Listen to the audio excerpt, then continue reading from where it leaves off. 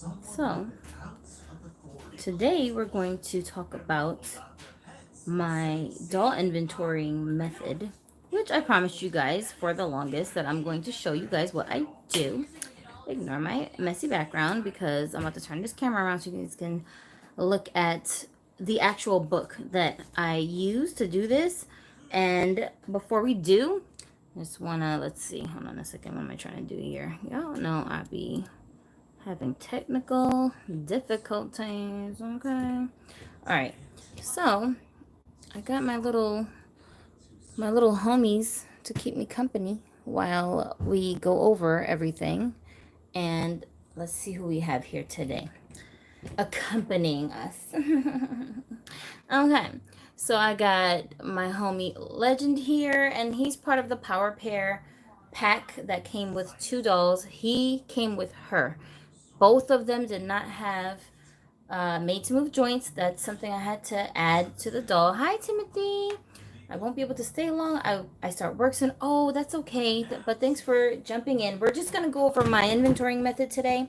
And of course, the video is going to be public when this is over. So you can go and look at the rest of the show if you missed whatever part you missed. Hi, Sweet Earth. Hi, Minnie G. And so, but for real quick, I just want to show you guys who's accompanying us while we're going to be doing that. And I need the dolls here as a reference. They're not just here just so I can show them off. I'll show you how they match to my book so you can see in real life like what I mean when I say that this is how I keep track of my dolls. So anyway, these two came together called Power Pair. They're from like a convention series. And then this is the original outfit that she was wearing. This doll here, who I call Adara. She's got the closed mouth Marissa sculpt, and Marissa is part of the Model of the Moment line. That was when I think they maybe first used that sculpt. So you're going to see it written down MOTM, Model of the Moment, Marissa, closed mouth, open mouth. That's how you normally see it written down when you're looking up sculpts, if that helps. But anyway, so she's got the original outfit on that my little doll Adara back there came with, except for the bag. That's not part of the outfit that she came with. And I think the belt, this belt is not part of that outfit either. This outfit comes with a belt that has a really long piece of ribbon hanging off of it. So that's a different belt.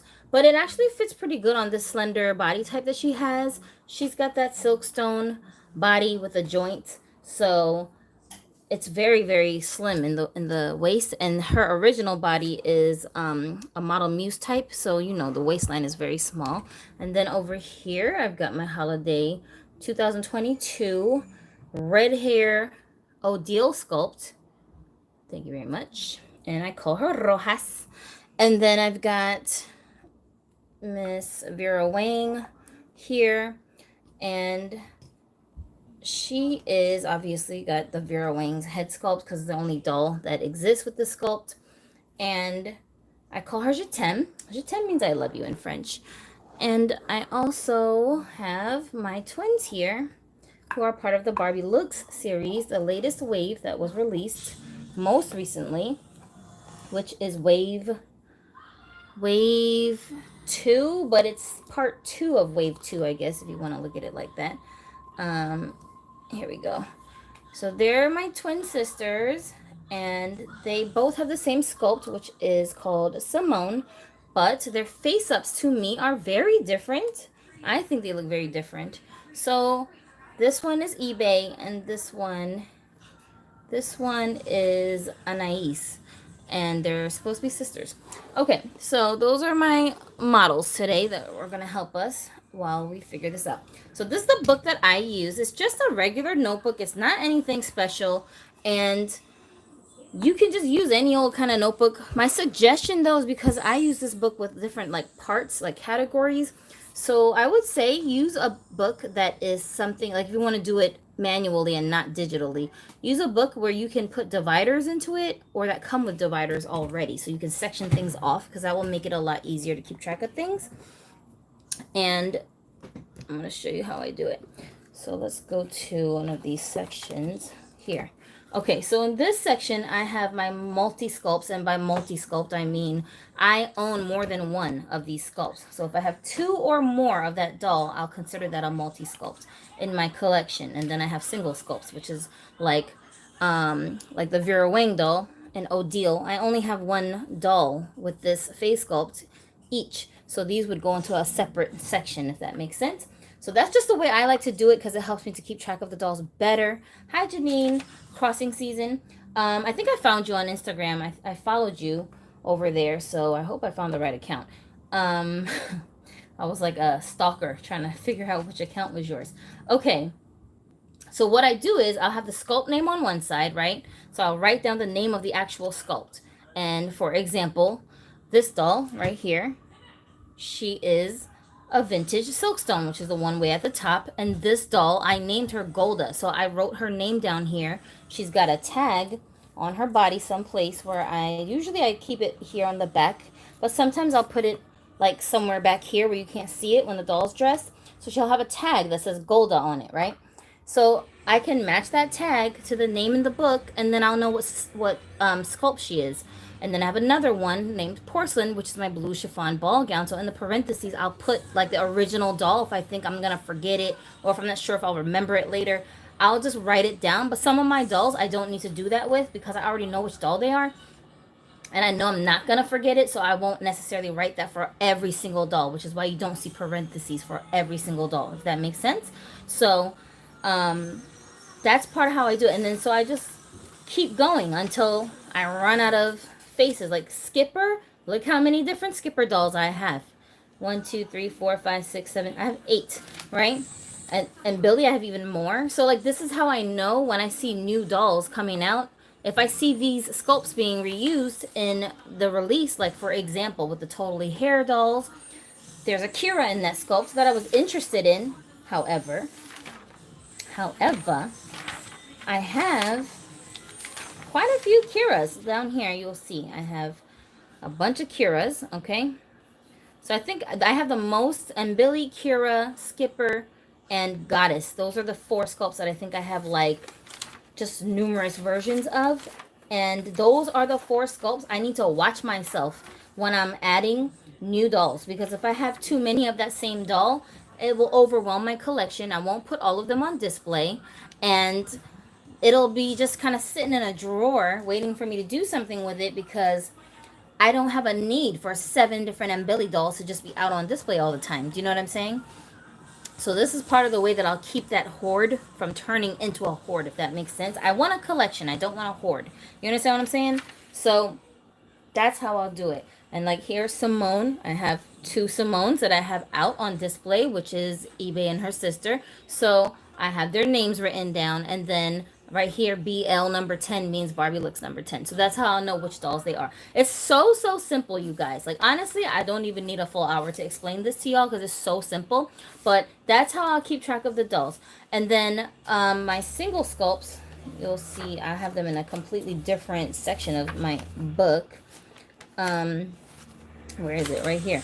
So I have all of the dolls that I only have one sculpt in my collection all here. I've got their sculpt names here, the name that I gave them here, so I'll recognize which doll it is. And then this part where I labeled ID, this is what the original doll was. So like here, you'll see I have, for example, let's look for one we have right here at the bottom. Woo! Right here, you'll see it says Odile. Talia Rojas is the name of the doll. That's the name that I gave to her, not the name she came with. So, and then this is that doll, and it's the Holiday 2022 version. So I'll know which doll it is. If someone asks me, hey, what doll is that?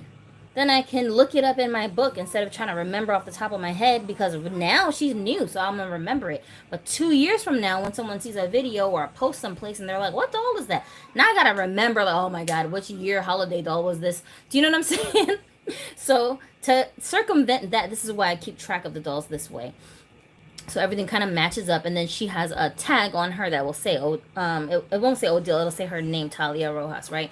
So that's how I'll like know which doll is which. And then I do the same thing with my boys, but I keep all the boys separated from the girls, only because it's a little trickier with boys because they don't necessarily all have sculpt names that are readily known. All right. So let me see if I can find you an example of what I'm talking about. Let's see. Okay, so for example, right? So we've got like here, I've got Jack Sparrow up here, right? Or Johnny Depp, that's the sculpt. And then my name for that doll is Amadeus, right? So like I know that my Jack Sparrow doll, his name is whatever his name is. But like the sculpt name, we don't know for sure. I mean, I'm just saying it's the Jack Sparrow sculpt or the Johnny Depp sculpt because it's the only doll that exists that has that head sculpt. But for example, this is the John sculpt, Barbie Looks number 4. I named mine Iro.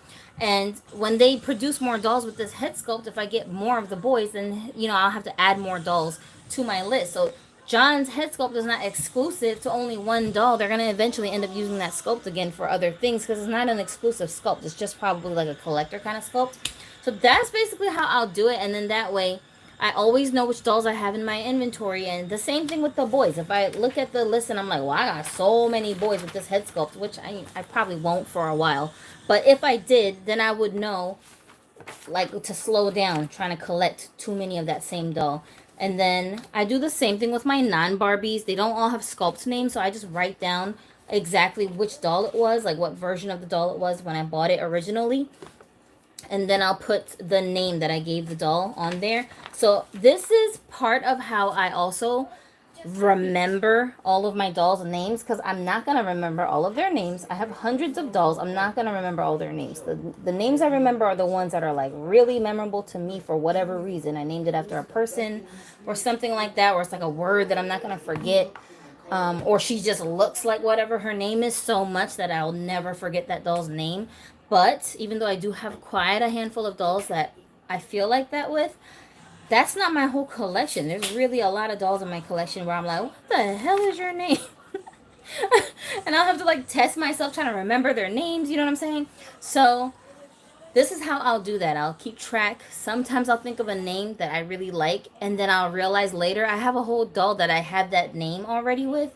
But because I don't display that doll that often, I just forgot that I already used that name before. So that's another reason why I do it like this, because I don't want to use repeat names. I don't want 7 dolls named Samantha because I forgot that I named 7 different dolls Samantha. You understand what I'm saying?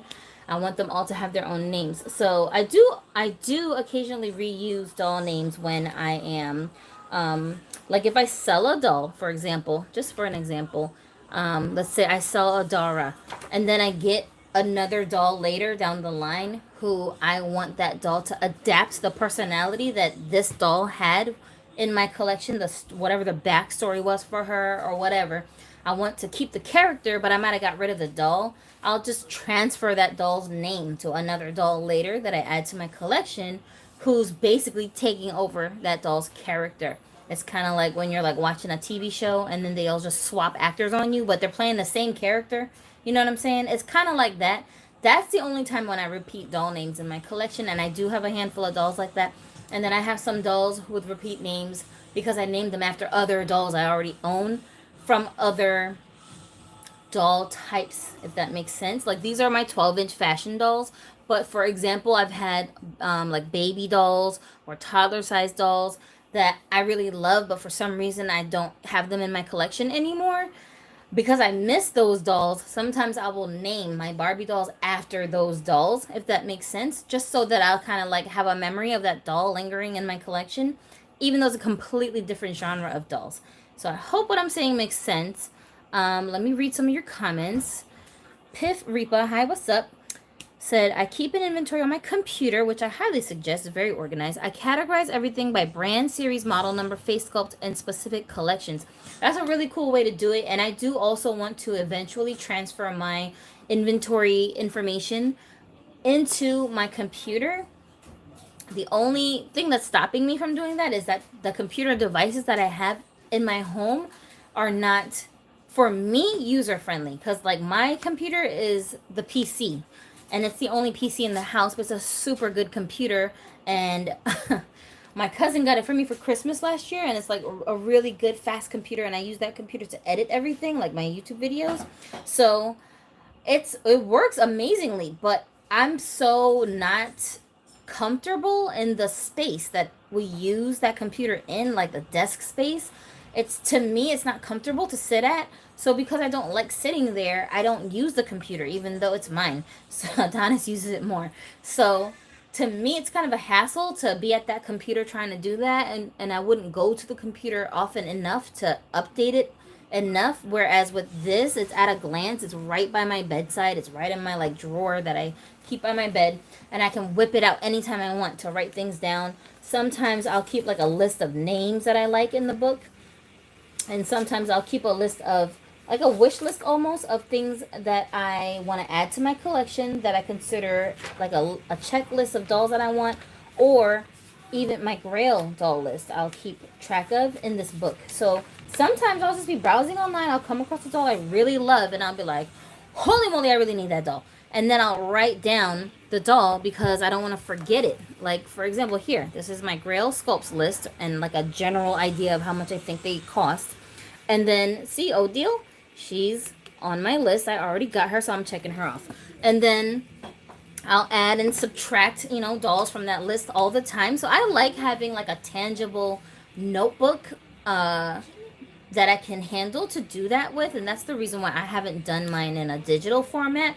However, I do plan on eventually doing that because I want to have both. I want to have the book to kind of keep track of in real time, and then I want to have the digital version just for the neatness, and then like to, because you can change things easier when it's done with, did I say online version? I mean a digital version. It's easier to change things. Janine said, for me, I have a physical and digital journal for my doll collection. My physical journal has my wish list and my doll names. My digital version is a PowerPoint with a photo of the doll and description. That's a really good way to do it too, with photos. Yeah, that's actually a really, really good idea.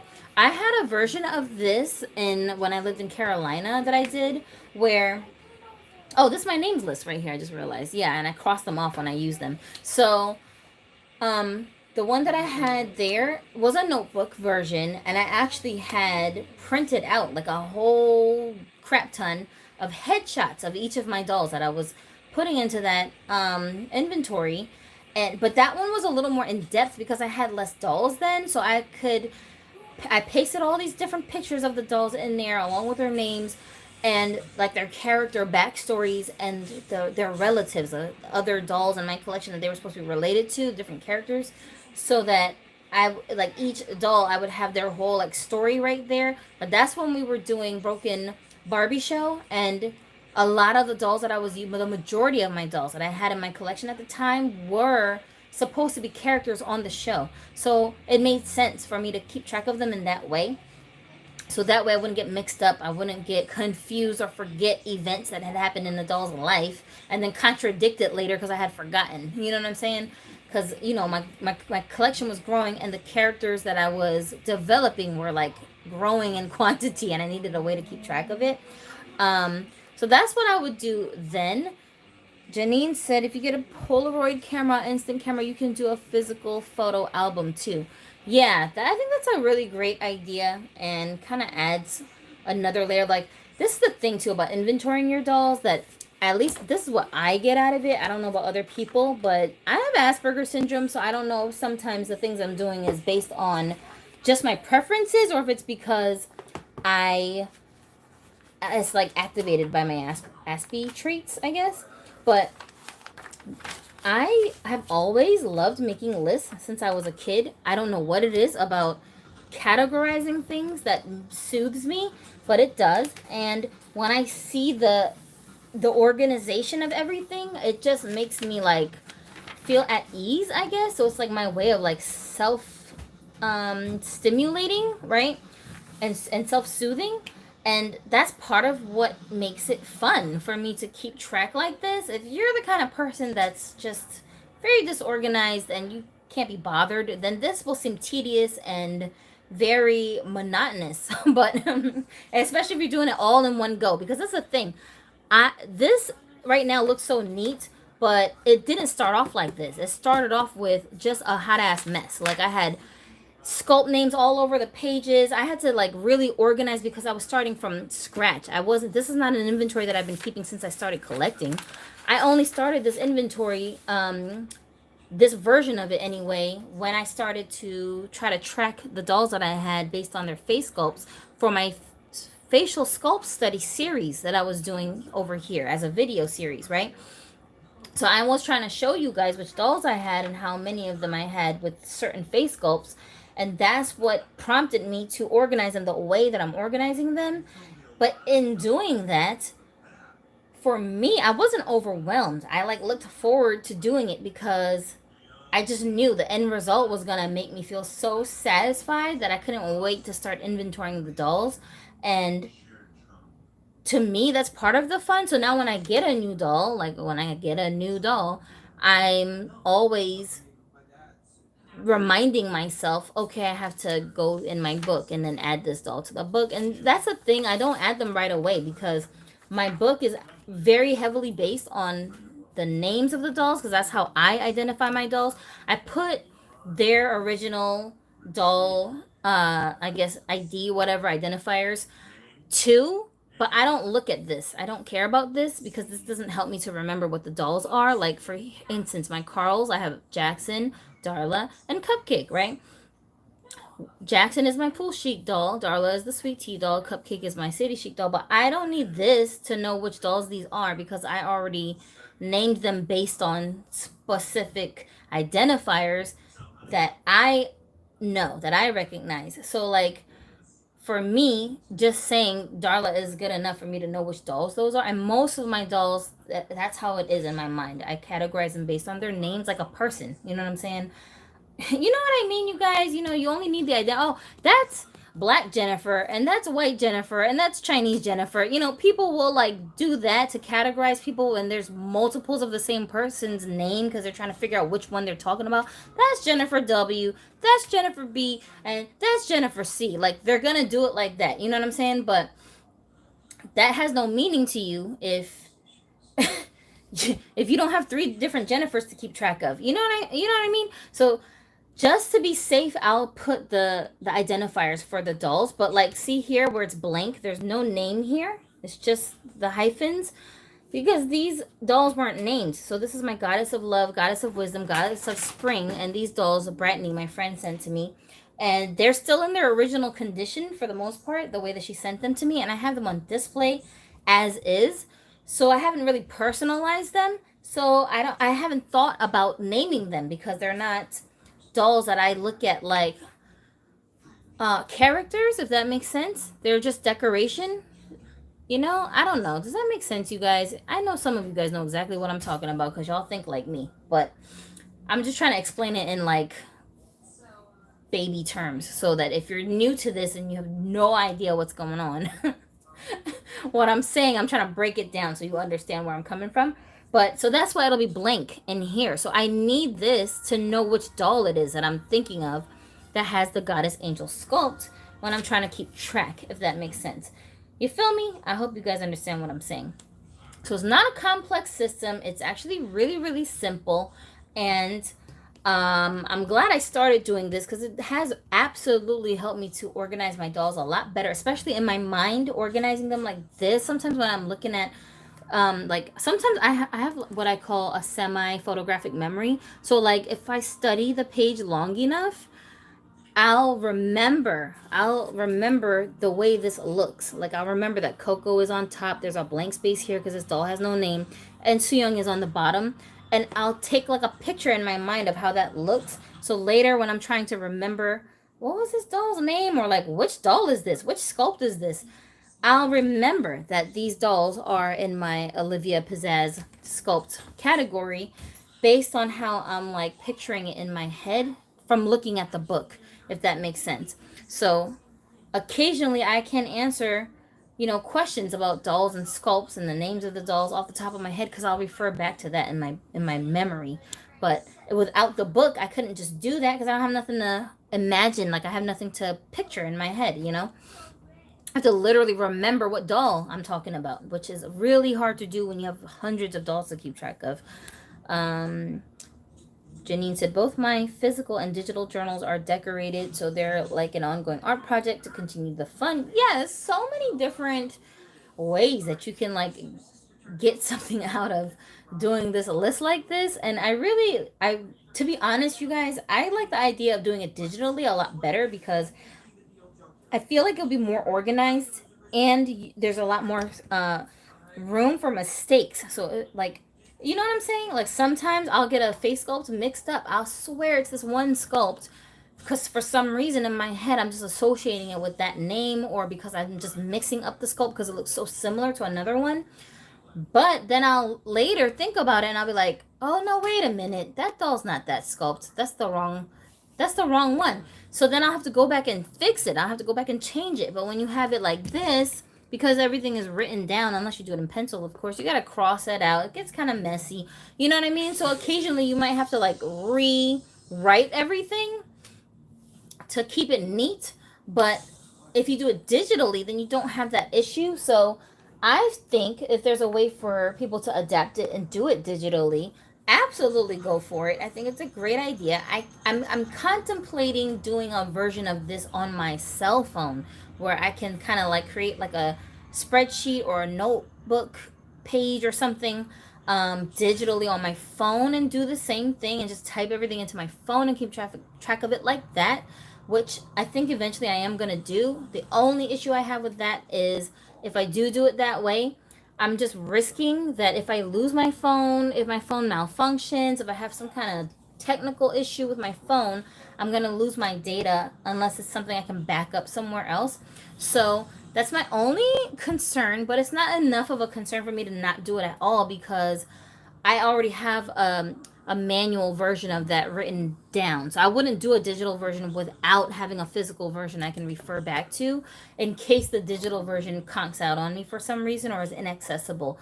That's just my own peace of mind making me feel like that, but I mean, do you, whatever works for you, right? I probably should be doing this for my set items, says Minnie G, and Janine said Google Docs works well on your cell phone, tablet device. Oh, does it? I haven't tried that. Maybe I'll do that.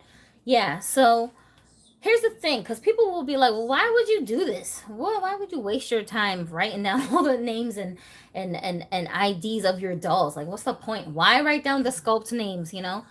And the reason why, for me, the sculpts make it easier for me to categorize my dolls because I think of them in sculpts. I think of them by their face, you know? The face is the doll to me. Hi, Tevin. Not necessarily the whole package, like the head to toe package of the doll. I have dolls on this list that don't even have a body. It's just a floating head because eventually I know you're gonna end up on a body and then you'll be able to be posed and all of that stuff. So like some of them are like floating heads that are awaiting hair reroots or new face ups, but I'll still consider it part of my collection. So I'll end up naming them and they'll have a place in my collection. And writing everything down kind of makes that easier to keep track of because sometimes, you know, when you got a bunch of floating heads just stashed in a drawer someplace, it's not much of a priority if you forget about them over time. But when I write them down, I'll be like, oh yeah, because I look at my book almost every day, at least once a week. It'll be a reminder like, oh yeah, this doll here, she's waiting for me to do something with her hair and then I can put her on that body. Or this doll over here, she's waiting for me to get her a different kind of body. She needs a made to move body and she's got a stiff body, so I need to get on that. I need to find her a new body. You know what I'm saying? So that's a way that I'll keep track of it like that. And I just feel like as a collection, like, wouldn't it be better to know what you have in your collection than to just be completely clueless about it?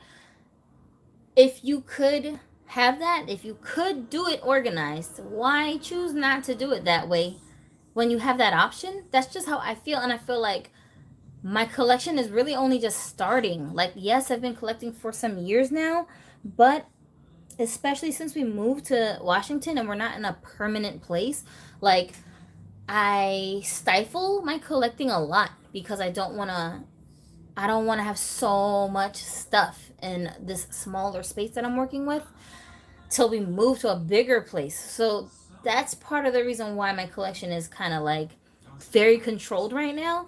But I know it's going to come a time when it ain't going to be like this. It's going to be dolls just all over the place.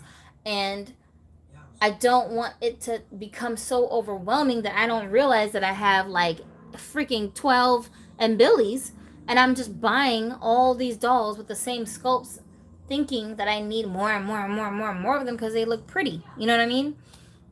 Because some dolls, I mean, yeah, you cute, but once I redress you next to some other dolls in my collection that have similar traits, you don't really stand out like that anymore because I got other dolls that look like you, you know? Now, the ones that I have a lot of, I will say that so far, the ones that I have in my collection, for the most part, they do look very different from one another because I try to focus on getting dolls that represent different ethnicities and mixtures of cultures and races. So when I look for dolls, for example, like her, Golda, my other doll, Porcelain, who has the same exact sculpt, she's got a completely different skin tone, a totally different hairstyle, and her face up looks quite different. So when they're next to each other, you clearly aren't going to mix them up with each other. You're not going to say, oh, I couldn't tell the difference between that doll and this doll. You know what I'm saying? And like these two, of course, you're going to mix them up because it's the exact same doll twice. But I meant for them to be that way. And even these dolls, if you really look at their faces, I mean, is it just me? Come on, you guys have an eye for faces too. It ain't just me. You can clearly tell the difference between these two. They don't look alike. They do look alike, but they don't look like the same face. You feel me? So, you know, to me, they look different enough for me to get away with calling them twins. But for example, if I was trying to make two different characters out of these dolls and not explaining why they look almost exactly alike, that would be kind of strange. You know what I'm saying? And that's what we end up doing with a lot of the Millie dolls. Like, I feel like almost all of the Millie sculpts that are available, um, like at the store, they're all kind of the same face, blonde hair, blue eyes, and they just have different outfits on. So if you buy that doll over and over and over again, it's like you've got a sea of Millies and they all look like the same person just wearing different outfits for the most part. But a lot of collectors who have all these different Millies, they're not treating them like they're all the same girl wearing a bunch of different outfits. They treat them like they're multiple people, like they're a bunch of different people, and they're supposed to be seen as different characters, and I'm like, I can't tell the difference. They all look the same. Oh, how am I supposed to know? You know what I'm saying? So that's just how I look at things. I don't know, that's just me. But like, faces are something that have always fascinated me, just on people in general, not just as with dolls. And I love the individuality of people's faces, and that's what people recognize about you the most, is your face, you know? I don't know, just something about that is so mind boggling to me, that like human beings, we just have this endless combinations of genes where you, like, it's infinite amounts of people and faces. You know what I'm saying? Like, not just right now. Of course, there's a finite amount of human beings living right now, but we don't know how many humans are going to come after us or before us, and that these faces aren't repeating themselves. How is that possible? Like, yeah, you're going to come across people that look similar to each other, or twins, of course, that's different. But I mean, unrelated human beings.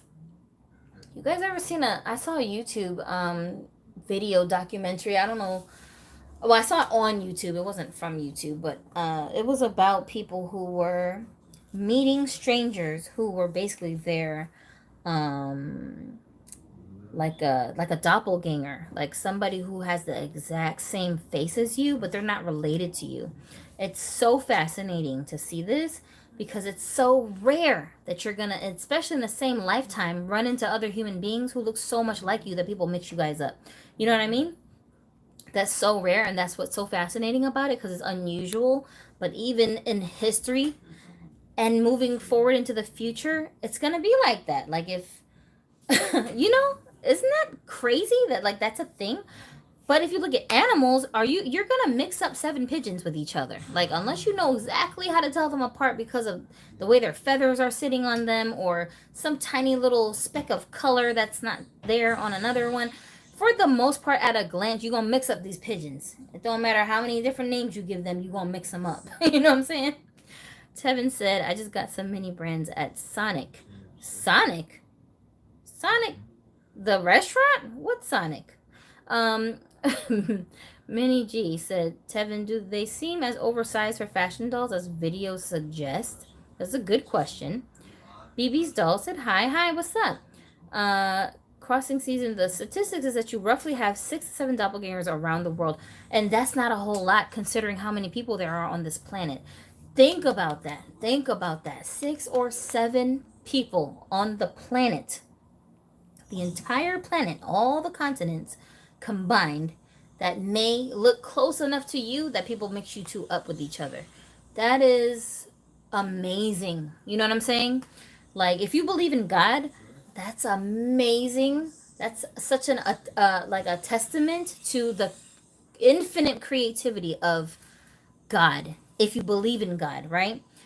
Like, how creative of an entity are you that you made all these combinations of genes happen without overlapping the genes, so that people are just being mixed up with each other left and right, even within the same race. You know, if you know how people joke and say, "Oh, Asian people all look alike, black people all look alike." Yeah, we say that, but I mean, really, if you're paying attention, no, we don't. We don't look alike.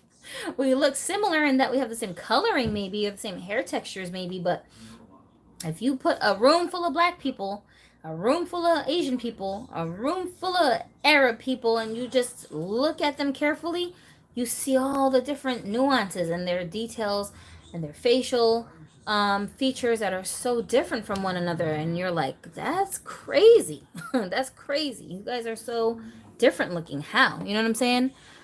But also, we're also similar looking. Like, it's like both going on at the same time. It's just the strangest thing. I can never fully articulate verbally what my fascination is with faces, but it's been there since I was a child. Actually, this is actually a good backdrop, accidentally, since we're talking about faces.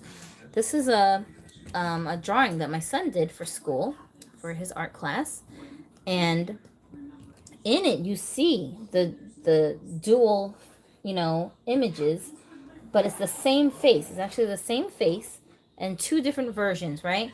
So this and this is representing kind of like my son, the duality of his mixed cultures. On the outside, you might see this black kid who's just thugging it today. He can carry himself like that and be in tune with that. But also on the inside, you might be saying, well, he sure has a lot of different cultures going on. Like, he sure knows a lot about Asian culture, but he's a black guy on the outside. Like, how does that work? Yeah, because he's both. He may not look like it, but he's both. You know what I'm saying? So this is what he came up with to depict that kind of struggling to balance multiple cultures, multiple races, and how it affects your look trying to adhere to one or more of your cultures.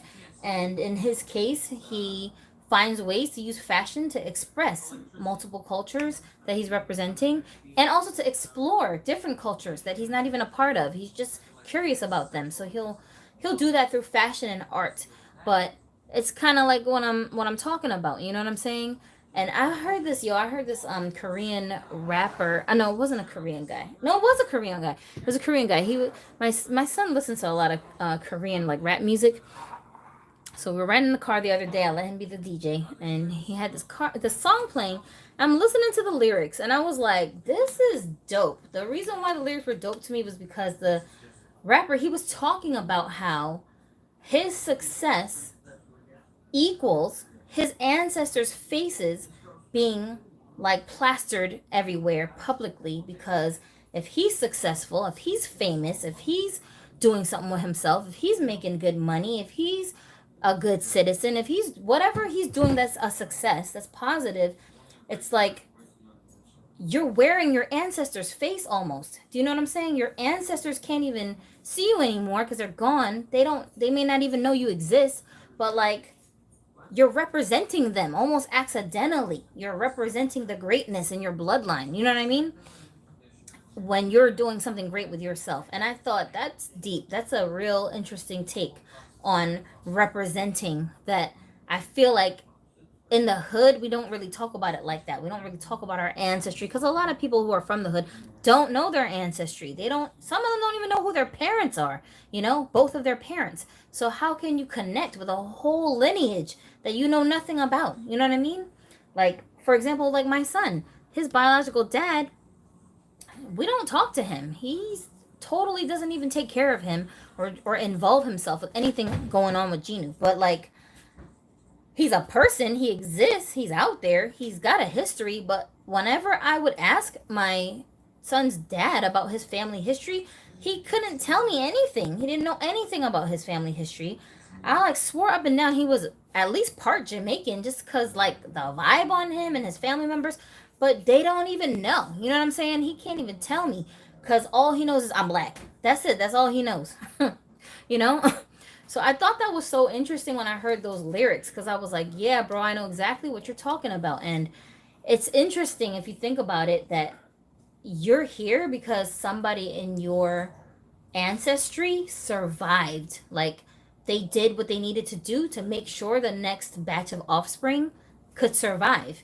And now you're here. You know what I'm saying? And like 50 years down the line, 300 years down the line, someone might be walking around with a similar face to yours, not even knowing that you're their ancestor and you're the reason why they look the way that they look. You know what I'm saying? You're the reason why they're so creative, or they're a really great singer, or they're brilliant at math, or they have Asperger's syndrome. They may not even know. You can't even imagine who that person might be down the line, but that may happen. You know what I'm saying? Like that to me is so mind-boggling. I don't know. It's just really crazy. And I love it. I love that about life, about being here. Like I was driving down the street the other day and thinking like, whoa, I'm driving down the street at this hour, at this place, in this car, at this moment of world history, and I'm experiencing the things that are going on around me at this time that may be unique to this time. Maybe 40 years down the line, this experience I'm having, like even driving down the street in a car, that experience that we just take for granted, there may come a time where it's so archaic, the idea of having wheels on a vehicle that's going down a street, that may seem so backwards and strange to somebody 200 years down the line if the world still exists. You know what I'm saying? And we're experiencing that. And like, to us, it's just something we take for granted because it's all we know. But can you imagine 200 years into the future, our descendants looking back at our lives? Because everything's digital now. So it's like you kind of have more of a reference to how things are. Whereas maybe 50 years ago, we couldn't do that. We had books. You know, books was how we would document people's experiences. But now we have the internet. You can see it. There's video. There's movies. You know what I'm saying? So can you imagine? Can you imagine like how we feel when we watch these black and white movies and we're like, wow, people used to do that? Wow. Right? Well, you could just smoke cigarettes inside of restaurants? Dang. You be looking at that stuff going, dang, that's what cars used to look like? Wow. You know what I'm saying? Oh, he thought he was exclusive in that little buggy. That's going to be us one day. 300 years down the line, someone's going to look back at this video and be like, what? They was collecting dolls back then? Oh, snap, son. Like, what? They had real dolls you could touch? Oh, my gosh. We just zapped the image of dolls into our brains digitally now. Well, that's a lot of work. That took up a lot of space. You had a whole house with rooms? We just sleep in a pod now. No, I'm exaggerating. That's not going to be that bad. But I'm saying, though, I mean, think about it. What do you think an apartment building seems like to someone who came from the Pilgrim times? An apartment building? It's like, what? You guys are stacking floors on top of... What if they cave in? You just sleeping with 10 floors and on top of you? How can you feel safe in there? Like, it's crazy, right? It don't make no sense, but, I mean, it does to us. Let's see. What else did you guys say? I know somebody said something good in here. Minnie G said, I'm kind of hoping a skin tone match with a fresh doll gals for more articulation. Janine said, if you can, Gypsy, ask Gina, what is the name of the song and the artist? Oh, Gina, what's the name of that song? I think it was Ancestors by He said it's called Ancestors. How fitting. I'll look it up first. Okay.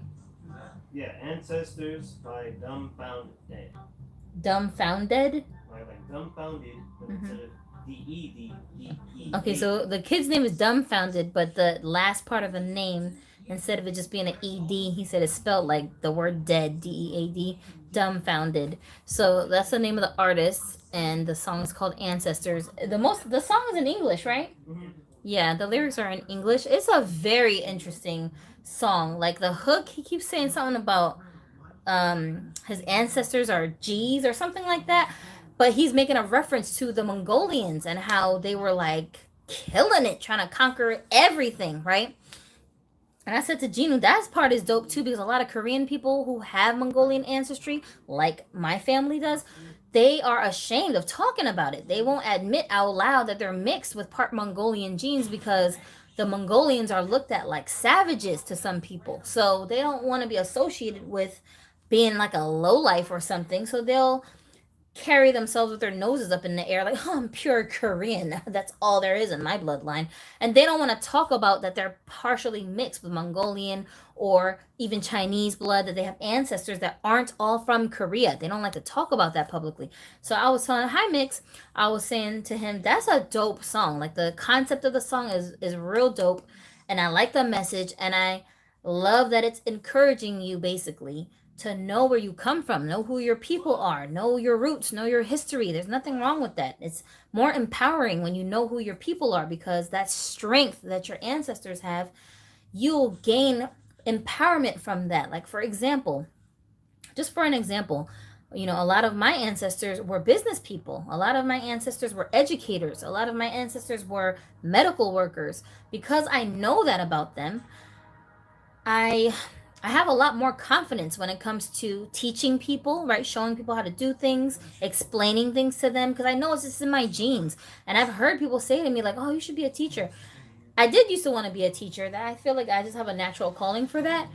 But knowing that I come from a stock of people that excelled in that just boosts my confidence when it comes to those arenas, because I know it's naturally in me. You know what I'm saying?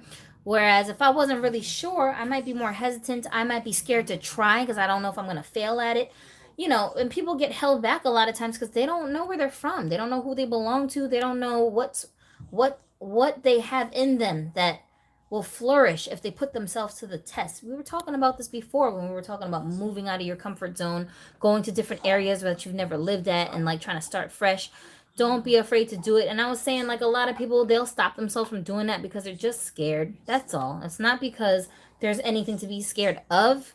They're just afraid of their inability to make it happen. You know, they hear all these voices in their minds, their old school teachers, their parents, their siblings, their neighbors, their ex-boyfriend, their ex-girlfriend, their current boyfriend and girlfriend. Somebody's just in my ear telling me what I'm not all the damn time, that I don't believe in myself like that, you know? So that's what I think knowing your roots helps to combat, even if it's not all good stuff. Like if you come from a lineage of people who were criminals, everybody's going to jail in your family, just a generation after generation of jailbirds. You should take that as a warning so that you know what, my folks are susceptible to doing things that's going to end up getting them thrown in jail.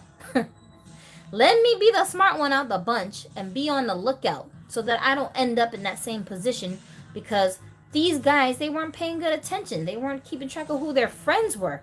They weren't keeping track of the things they were doing, the risks that they were taking. They weren't looking for alternatives to solve their problems besides these illegal activities that they were getting involved in. So let me be the smart one out this bunch and not end up in jail. You understand what I'm saying? It doesn't always have to be, you know, positive. Sometimes it's negative. Like if you find out your whole ancestry from 4 generations ago and on were part of the KKK and a bunch of racists, that should be a light bulb for you. You should be like, you know what? Yeah, I thought I was a little biased. And I think I know where that comes from. Let me stop. Let me stop. Let me get more educated. Let me not be ignorant like my folks were back in the day, lynching people and burning crosses in people's yards. Let me not make an ass out of myself and continue with that tradition with my mouth and do better. You know what I'm saying? Okay, Jenny said she found the song. Awesome, good. Yeah, listen to that song or look up the lyrics and study those lyrics. I feel like there's a lot you can learn and walk away from lyrics like that. And I wish, you know, I wish our people were better at encouraging each other to do positive things with our music, especially hip hop music. It's a lot of crime promoting and just fornication promoting. just low level stuff promoting that we do in our music, which is a horrible representation of us as a culture. That's not who we are as a culture, but it's become so popularized that being a ratchet is cool now. It's not cool. That's not cool. It's not cool. It's funny sometimes, but that's not the way you want to be living your life. It's not a racist thing. It's a culture thing. You know what I'm saying? Some things in your culture, if it's bad for you, don't keep repeating it and then bullying other people that are part of the culture to keep doing it. Like I heard, you guys know about Charleston White. He's so controversial online. A lot of people hate him. A lot of people think he's just trying to be funny. A lot of people don't take him that serious. And a lot of people actually think he's like one of the next leaders of the black community or something. But something I learned from listening to him, his take on some things. I heard him say something like, when is it okay as a black person to just be free? Like, when can I escape my stereotypes within my own community? When do you earn that as a black person in America? When is it okay? You know what I'm saying? And he was saying that in context to how we judge each other when you're not gangsta enough, you're not loudmouth enough, you're not ratchet enough, you're not tough enough, you're not strong enough, you're not angry enough. We'll judge each other like you're not black enough because you're not carrying yourself in that way. And the people who are having a different experience, the people who are educating themselves, the people who are trying to pass down values and morals to their children, the people who are trying to stay in a two-parent household, married, and raising kids together and being stable, those people get attacked a lot by the people in their own community that look at it like you being bougie, you selling out, you think you better than us. Why are you saying that to people? Or you think you white? You talk like a white girl, you talk like a white boy. Why do we do that to each other? And I got what he said when he said that. When can I just be me? When do I like, how much do I need to do to prove to the black community that I'm black enough before you will leave me alone to just be myself? I like to read. I like to research. I like to collect dolls. I like to go on outings into the woods and go camping. I like doing that stuff. So, like, when will you leave me alone so I can go and be myself? When do I get to just live my life? Or I gotta be judged every time I'm around you people because we're the same skin color? Why? You know what I'm saying? And that's because we don't know our history as black folks. We don't really know our history. We only know slavery, and that's not our history, you guys. That's not our history. That's just a story and a narrative that they drill down your throats and make you feel like you're worthless. So you won't do anything to better yourself and get yourself out of the impoverished situations you're in, the toxic situations you're in, bullying one another instead of unifying with each other. That's why they keep throwing that narrative in our faces all the time. Even this whole like white guilt stuff. White guilt is not helping nobody. It's not helping black folks. It ain't helping white folks. It's not helping America. White guilt is not necessary. You know what I'm saying? No. It's a lot of words, a lot of key words and like buzzwords that they throw at you in the media to kind of make you not question things. But we have to. We have to question things or we're going to become the victims of the system. You know what I'm saying? The system is just trying to keep everybody under their control. That's just what it is. It's nothing personal. I mean, they do it to every group of people. It's just they do different things to different groups to keep them in line, you know? So for us black folks, a lot of it is feeling like the whole world is against us, always trying to prove ourselves to somebody, and then taking it out on each other when everyone else is gone. We lash out at each other unnecessarily. Oh, you light skin, you think you better than me. Ah, she half white, she ain't black enough. That's ridiculous. That is so ridiculous, you know? Um, let's see. What face sculpt does the Barbie style curvy have? Wait, what doll is that? Barbie style curvy? Are you talking about those $100 dolls? Florida Fox, is that what you're talking about? It's called Breaking the Generational Curse or Cycle. Yeah, Janine, you're right. And this generation, your generation, Janine, your generation, y'all gotta help us to do that because your generation is being affected crazy by this weird narrative that they got going on, all this feminazi and independence and I don't need nobody and You not black enough, you not tough enough, you not ratchet enough, you not thug enough, you not OnlyFans enough, whatever enough you gotta be to prove to other colored people that you're on the same team as them, I guess. Y'all generation is being hit the hardest with this narrative to make you guys feel insecure so that when you are my age, it'll show in your lifestyles. It's going to show in your struggle. It's going to show in your weird relationships with people that are very fragile because nobody really knows how to accept each other for who they actually are. Where you have all these weird expectations of people, but like, I don't want to live up to any expectation. But you have to, right?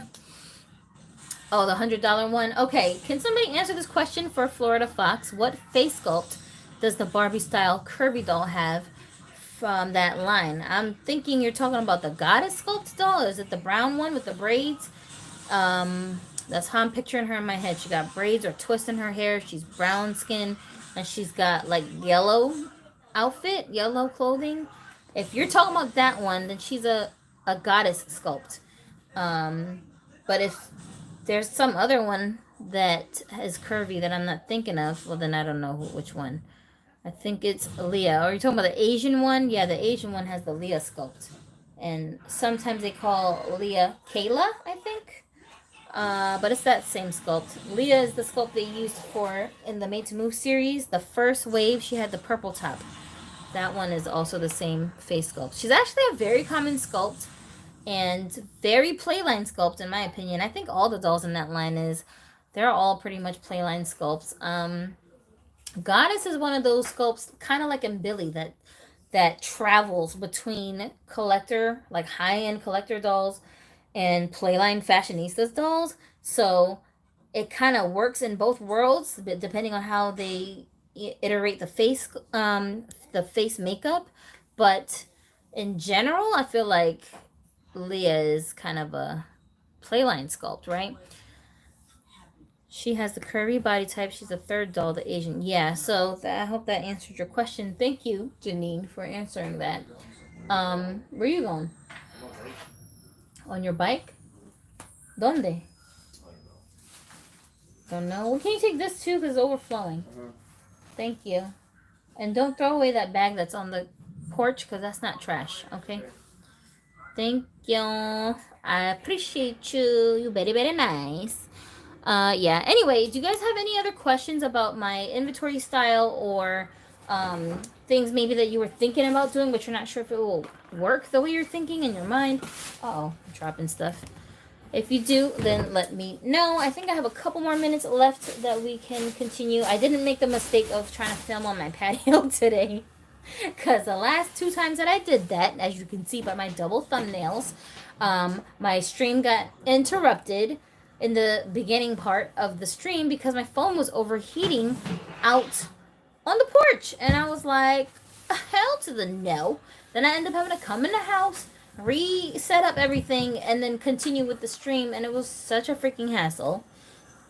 And I ain't got time for it. So I was like, I ain't doing that today. I'm going to be smart today. Oh, I'm going to be smart today. So I just brought it in the house. And I don't really have a designated spot where I can film right now, which is another reason why I can't really edit the videos like I used to at the moment, because filming is such a freaking crazy adventure. But I'll be trying, you know what I'm saying? I'll be trying. So this is my solution for doing that. Just talk to you guys live, and then when this is over, then the other viewers who missed it can just go and reference the videos. Y'all can come back and watch the videos from the parts that you missed. You can kind of skip through it and like get the information that you're looking for, and y'all still get content without having to wait for me to get around to editing a video. You know what I mean? So that's what I'll be trying to do. The only downside to that, though, is that I'm very clumsy. So I'll be dropping stuff. I'll be knocking things over. And I'll be losing my train of thought sometimes. So I'll be getting distracted. You know what I'm saying? It be noises in the background. You know, my kids be sometimes talking to me. You know what I'm saying? Other than those difficulties, those technical difficulties, I like doing it like this a lot. I'm not going to say I like it better because I don't think that's a fair assessment. I like it for what I like it for. I like this format because I can talk to like my core viewers in person. I can talk to you guys in real time and like actually interact with you. And some of y'all have a really good take on things. Some of you guys have really great questions. Some of you guys have really good ideas and suggestions about stuff. And I love being able to hear that in real time, doing it live. But you can't do that when you're editing the video in the room by yourself in the dark, eating potato chips. You know what I'm saying? So that's the thing that I really love about doing it like this. However, I'm still getting used to it. Like, I'm not a streaming expert. If there is such a thing. I think there is. I think some people do really good naturally, like podcast style, like just on a whim. They're just talking off the top of their head. They're really good at it. And I can talk off the top of my head, but doing that and interacting with the things in front of the camera at the same time, that I don't really have a good balance on yet. So I'm still figuring that part out. But I'm going to get it together. So I appreciate all of you guys who do come and hang out with me and are patient with me and my obnoxiousness and my clumsiness. Do I like Monster High? Florida Fox. You asking good questions. I gotta answer your question. I'm gonna answer your question. I do like the Monster High dolls. If you're asking me about dolls, I do like the Monster High dolls. I did own some Monster High dolls. I'm gonna say back when I was in Carolina, so like a few years ago. However, I don't like the Monster High dolls. At the same time, why? I'm gonna tell you why. Because the Monster High dolls are, to me, just good for what they're good for, right? As monsters in high school, that's what they're good for. But I love dolls that are versatile, that I can kind of overlap. Like, if I want you to be a mermaid today, I want you to also be able to be a fairy tomorrow. And if I want, I'm going to turn you into some Disney character later. And then if I want, then I might turn you into just a regular girl walking down the street. I need variety, even though for the most part, I keep most of my dolls as just a regular girl walking down the street. But I like to have that option because when I do skits, when I do creative things, I want to be able to do that without having to use a completely different kind of doll to do that with. I want to work within my own collection, right? So, to me, the Monster High dolls that can pass for a regular girl walking down the street is what's up, right? So that would be like Cleo, for example. I know you're supposed to be some kind of weird creature, but we can kind of get away with it depending on how I dress you and pose you and style you. And most of those dolls, I think you could put them onto a normal Barbie's body too. Like, you can interchange the heads. So that was a plus. So that's what I liked about them. But I don't collect them because that's why. Because they're not versatile enough for me to blend them into my collection. Now, do I own dolls that aren't Barbies? Yeah, of course. I showed you guys. I have a whole page of names of the dolls that I own that are not by Mattel, so to speak. They're not Barbies. Like, woo. See? I have Fresh Squad, Pretty Girls, Disney Classic dolls, Hasbro dolls, Project MC Square dolls, Integrity dolls. What else? You know? What is this down here? Yeah, my Disney Classic Moana, my Bumblebee doll by Mattel. So I have that. I have an Ever After High doll. I have, what's here on the back here? Yeah, what is this? Star Model Agency. That was one I found at a thrift shop that I took a liking to and added her to my collection. So, I do have dolls that are not just like Mattel brand Barbies, so to speak. But I need them to blend in with one another. I need them to be able to stand next to each other, and then you not like, what is she doing over there? I want them to kind of just blend in with one another, and you got to study it to be like, oh wait, that's not a Barbie right there. Oh snap, that's something else right there. You know what I'm saying? Like a doll brand. I don't have them, but I'm very interested in them. Is Mizi, and I don't know if I'm saying the name right. Mizi, and Momoko. which is a Japanese brand. They intrigue me. They're interesting. I don't know enough about them to venture into buying them because they're kind of up there in price, but they're interesting because I know that they can blend with my Barbie dolls, you know? Let's see. Someone else said, Janine said, I am not a tech person in general. Like, I don't even have the attention span for technology sometimes.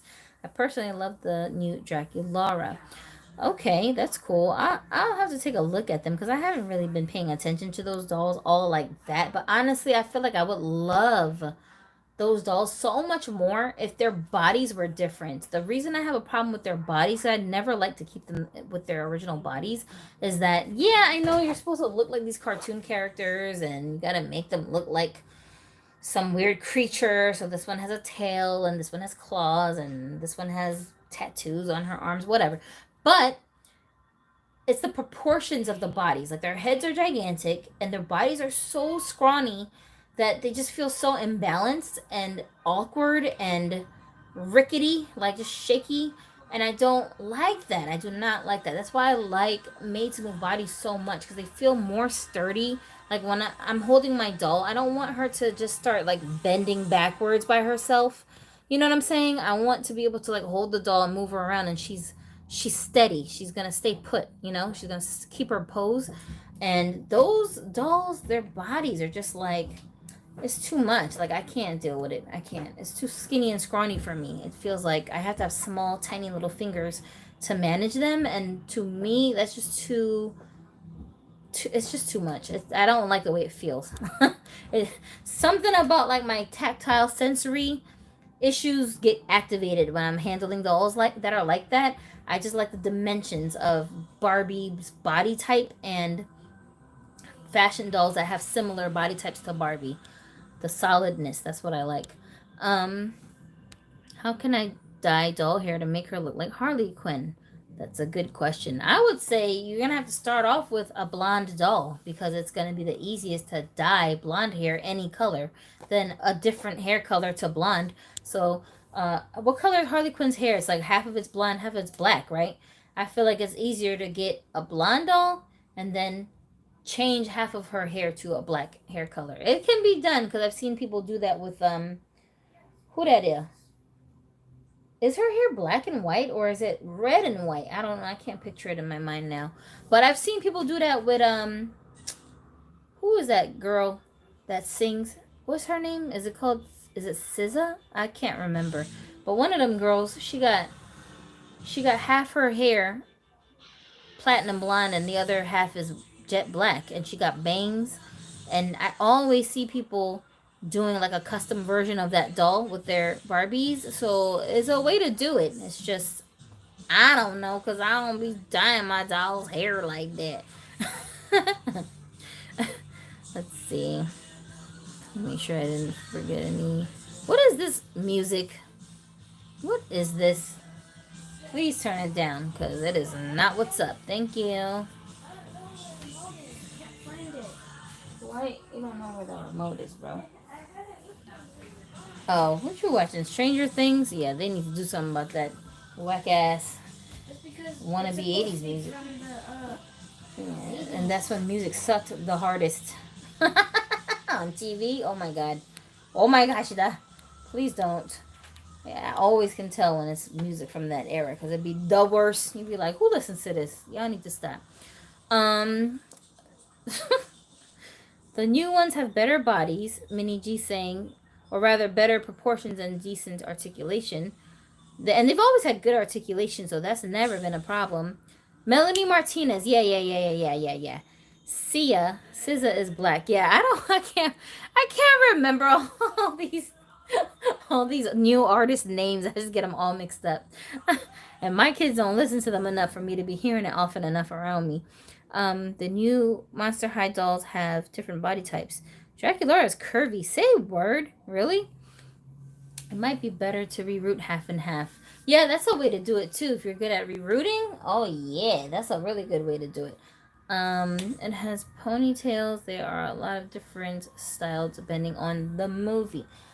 Yeah, I gotta take a look at the dolls because I haven't. You know, I wish they would bring back Ever After High. Okay, me speaking good English. Dolls. I loved them. They were the freaking bomb diggity. Okay, they were so cute and girly and just cute. They kind of remind me a little bit now, like the equivalent of that kind of reminds me of like the OMG dolls and the LOL dolls a little bit, but Ever After High dolls were so freaking adorable.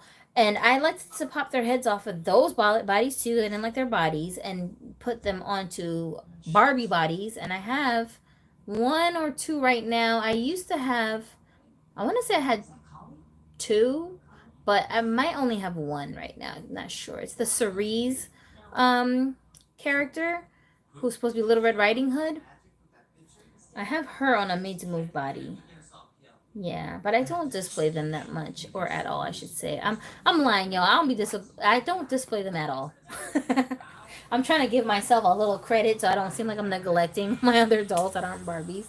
But that's not true. I would be totally lying. I don't display her at all. I don't display my Project Gypsy Square dolls at all. I don't display hardly any of my other dolls except for my Integrity dolls and what do I have that's not really Barbie that I keep out? Trying to think. The closest I could come to is probably like some of my Hasbro dolls and some of my Disney dolls. Yeah, I do rotate through those occasionally, but like the rest of the stuff in my collection has just been dormant for the longest. But it's not because I don't want to style them and do stuff with them. It's just really, it's honestly because I have such limited space that I have to keep my top tier dolls out the most in those displays because I don't really have space like that to display all the dolls that I want to show.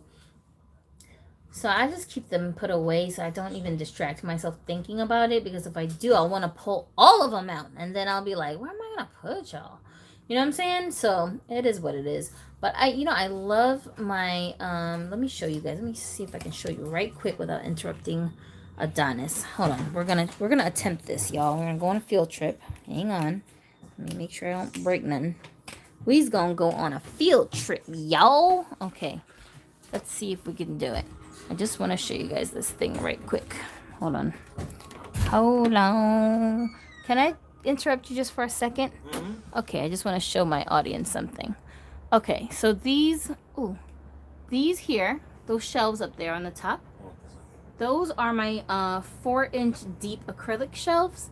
And this is just one wall and my main display is down here. So like from my bed, this is what I can see when I'm laying down. It's very soothing.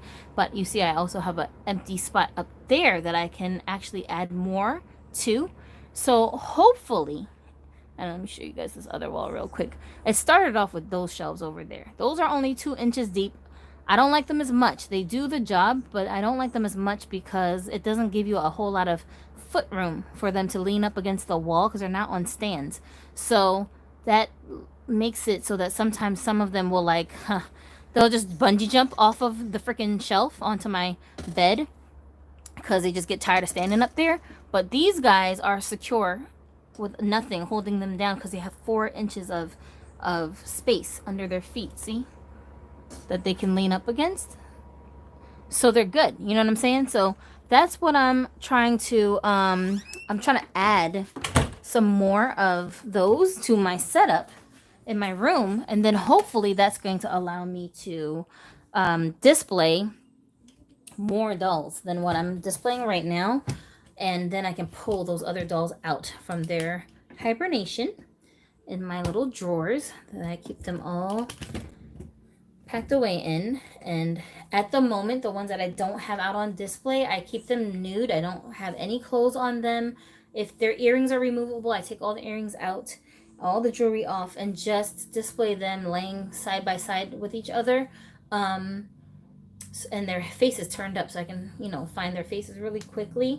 And the drawers that I have them in, I also labeled them by using my inventory information, and I labeled them so that I have my single sculpt dolls, the ones that I only have one face that's not on display. I have them all in one drawer, and then I have a drawer full of all of the dolls that I have multiples of, and then I have a drawer that's just non-Barbies. I have a drawer that's just my boys, so that I can find them faster when I'm looking for dolls that I want to pull out that I don't have out already.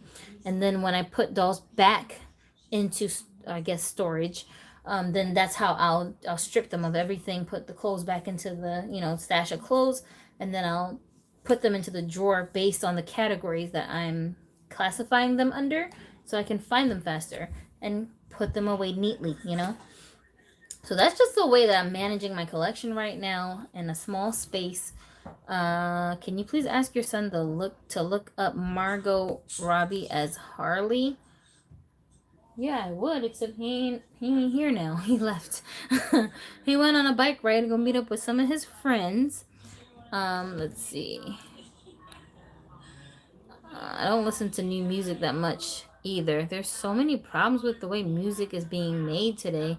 If you want to call it music, it's almost like you just mumble something into a microphone and that's considered a song.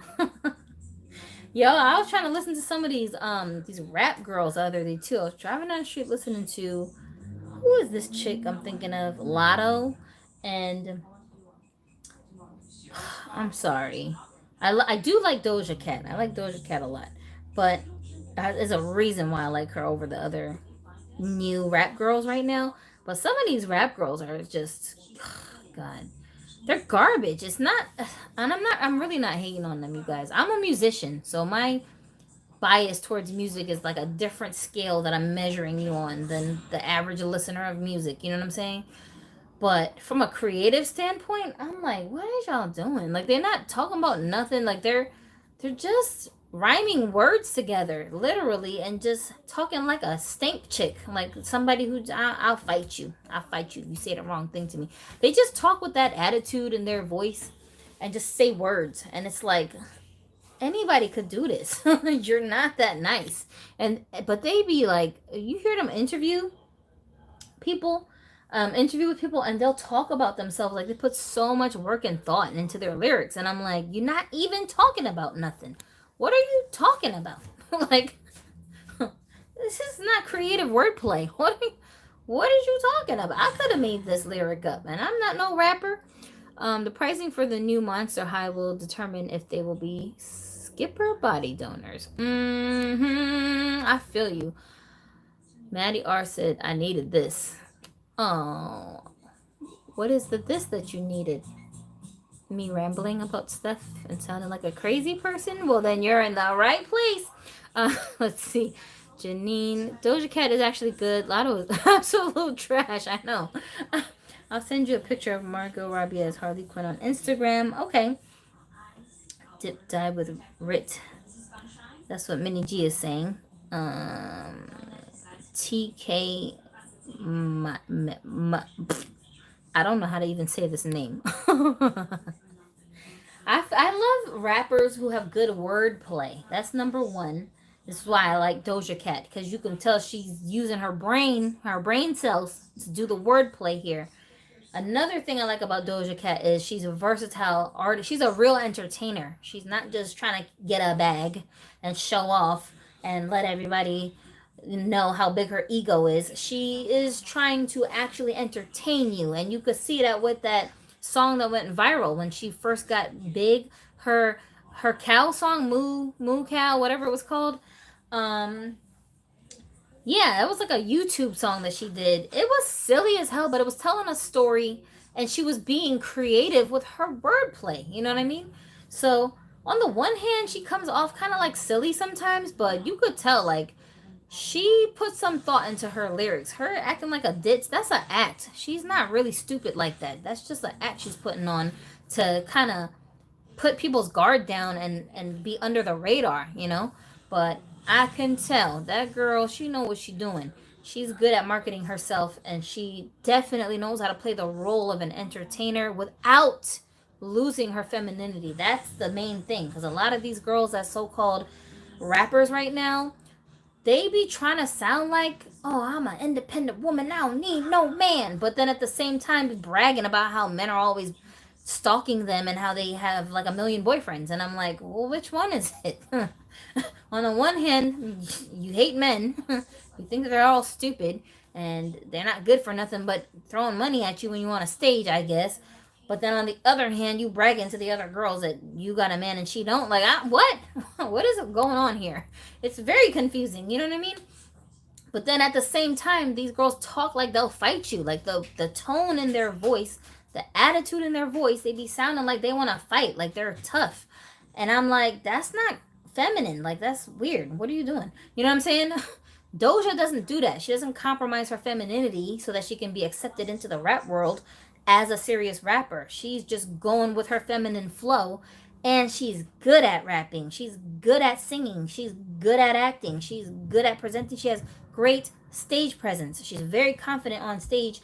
She's just a good entertainer all around. So whether the song is something I should be taking serious or looking at it like it's silly, I can respect the creativity and the artistry behind it, because it's not her just showing off. She's really trying to entertain you with good music. You know what I mean?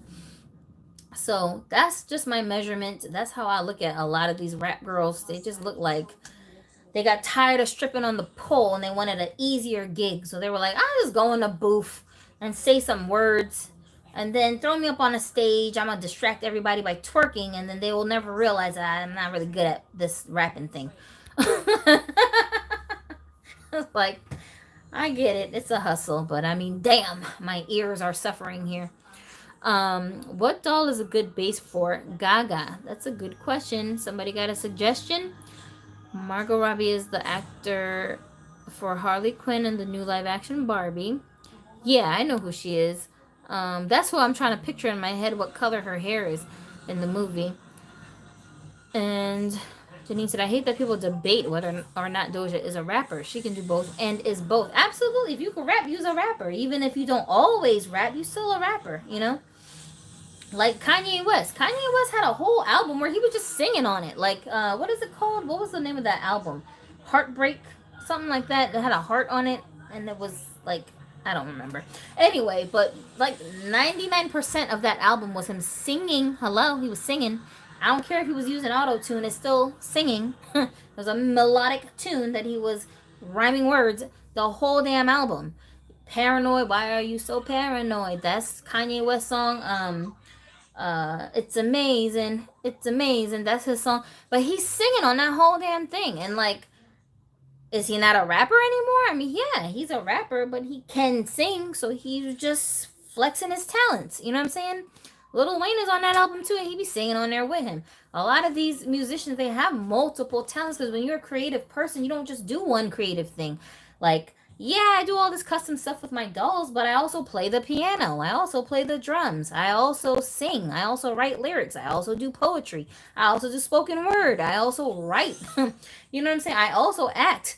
I do a bunch of different things that are considered performing arts, because when you're creative, it's always flowing out of you this way or that way or one way or another way. Like, it's got to come out of you. You can't keep it bottled up, and one talent is usually not what you're going to find. It might be one talent that I'm the best at. It might be one talent that I prefer to do the most. Like my son, he's a wonderful artist. He's really good at drawing, but he's also really good at sewing. He can make clothes, bruh. Like, what? You just be sewing outfits together? Yes, he be sewing clothes together. I don't know how he knows how to do that. I didn't teach him how to do that. I don't have the patience to sew. But it's part of the artistry. It's part of the creativity that made him just figure out how to make the sewing machine an extension of his fingers. You know what I'm saying? I don't know how he does it, but I ain't questioning it, you know? The creative gene is there. So whatever comes out is whatever comes out. And that's Doja Cat. She's got a pretty face that's prettier when she makes herself up like a Barbie doll. But she could dance, she could sing, she could rap, she could act, and she's very feminine. That's the number one thing about her, that she's not losing her femininity to make you like her more or take her more seriously as a rapper. Remember how like Foxy Brown back in the day, how she used to rap like a man, like the way she would talk? Why are you talking so aggressive, bro? Like, why are you talking like you'll cap somebody? What are you talking? You don't do that. You don't really feel like that. But she was carrying herself like that. Like she was a gangster. But that's because she was trying to survive in the rap world with a bunch of men she's competing with, you know? And I just love that Doja Cat made it so you don't even gotta be on it like that. It's okay. Relax, calm down. Nicki Minaj too, a little bit. Nicki Minaj, I'm not gonna lie, she has kept for the most part her feminine, vibe, but mostly just aesthetically because lyrically I feel like Nicki Minaj be getting aggressive too. Sometimes she be getting a little too aggressive with her lyrics, and I'm like, who you trying to fight? Like, calm down. You know what I'm saying? It's just too much. Like they be talking too violent, and I don't be hearing Doja talking like that. She don't act like that. So that's what I like about her as an artist. Um, Cause that's the thing. Them girls, they don't need to do that. They don't have to do that to be accepted as female musicians who are good at rapping. Your talent will speak for itself. You don't need to do all of that. Just be yourself. Janine said, I feel like the June sculpts could work for Lady Gaga. Oh, that's not a bad idea. I was thinking of the Hippolyta doll from Wonder Woman series. Like one of those other characters that have like the blonde hair and they're supposed to look like the actresses from the movies. Those dolls, I feel like one of them, their bone structure, kind of the face sculpt, might be believable as a Lady Gaga repaint, but other than those, I don't know. I can't think of exactly what sculpt, but that's a good suggestion. June, that's more accessible. 808 and Heartbreak, yeah, Mini G, you got it, you got it. Yeah, Gino does make doll clothes for me, Florida Fox, but the kind of clothes he's made me, they're not regular doll clothes like these. They're almost like costumes because they're traditional ancient Korean dress, like Korean clothes. So he made some for my boys because I couldn't find any online for my boy dolls, and I do have those dresses for my female dolls that I bought. So I was like, I need something to match them. So he made me some, and they look really cool. Um, my phone's gonna die. Hang on, you guys. Let me go grab a charger because I don't want it to just die on me. Hold on.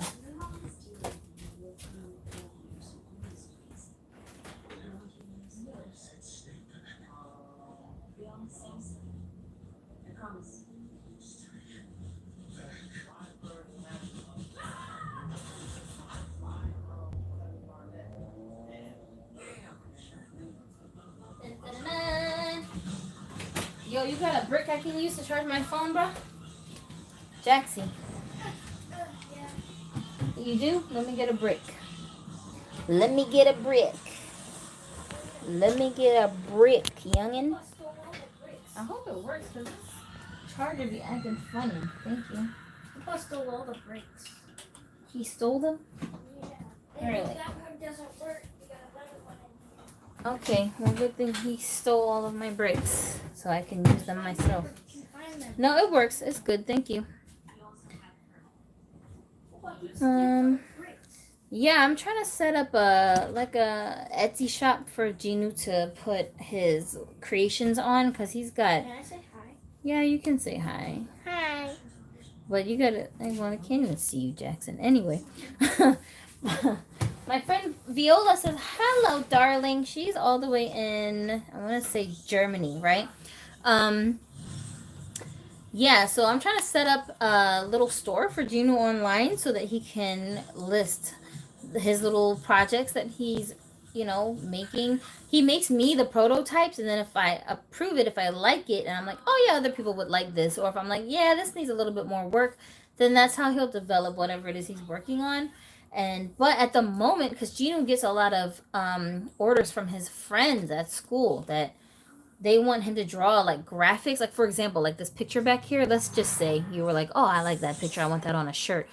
Gino basically has a digital version of that, right? So he'll print that out, and then like, I don't know what he does, but he normally will get digital prints of his stuff and put them onto clothes for his friends. Like they'll buy t-shirts from him that have different sayings on them, drawings on them, artwork on them. Sometimes they actually ask him for custom art. Like they'll say, oh, can you make a portrait of my dad and put it on this thing for me? So he'll do stuff like that, and he sells that stuff to his friends at school. So that's like his number one priority as far as the stuff that he sells.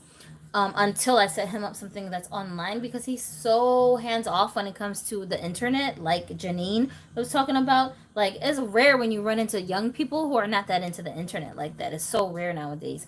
But Ginu could be, now he don't want to be bothered with social media like that, and navigating online things. That's not really his thing. He doesn't like staring at his TV screen, I mean his phone screen, or like his computer screen all day long. That's just not how he is. He's a very hands-on kind of person.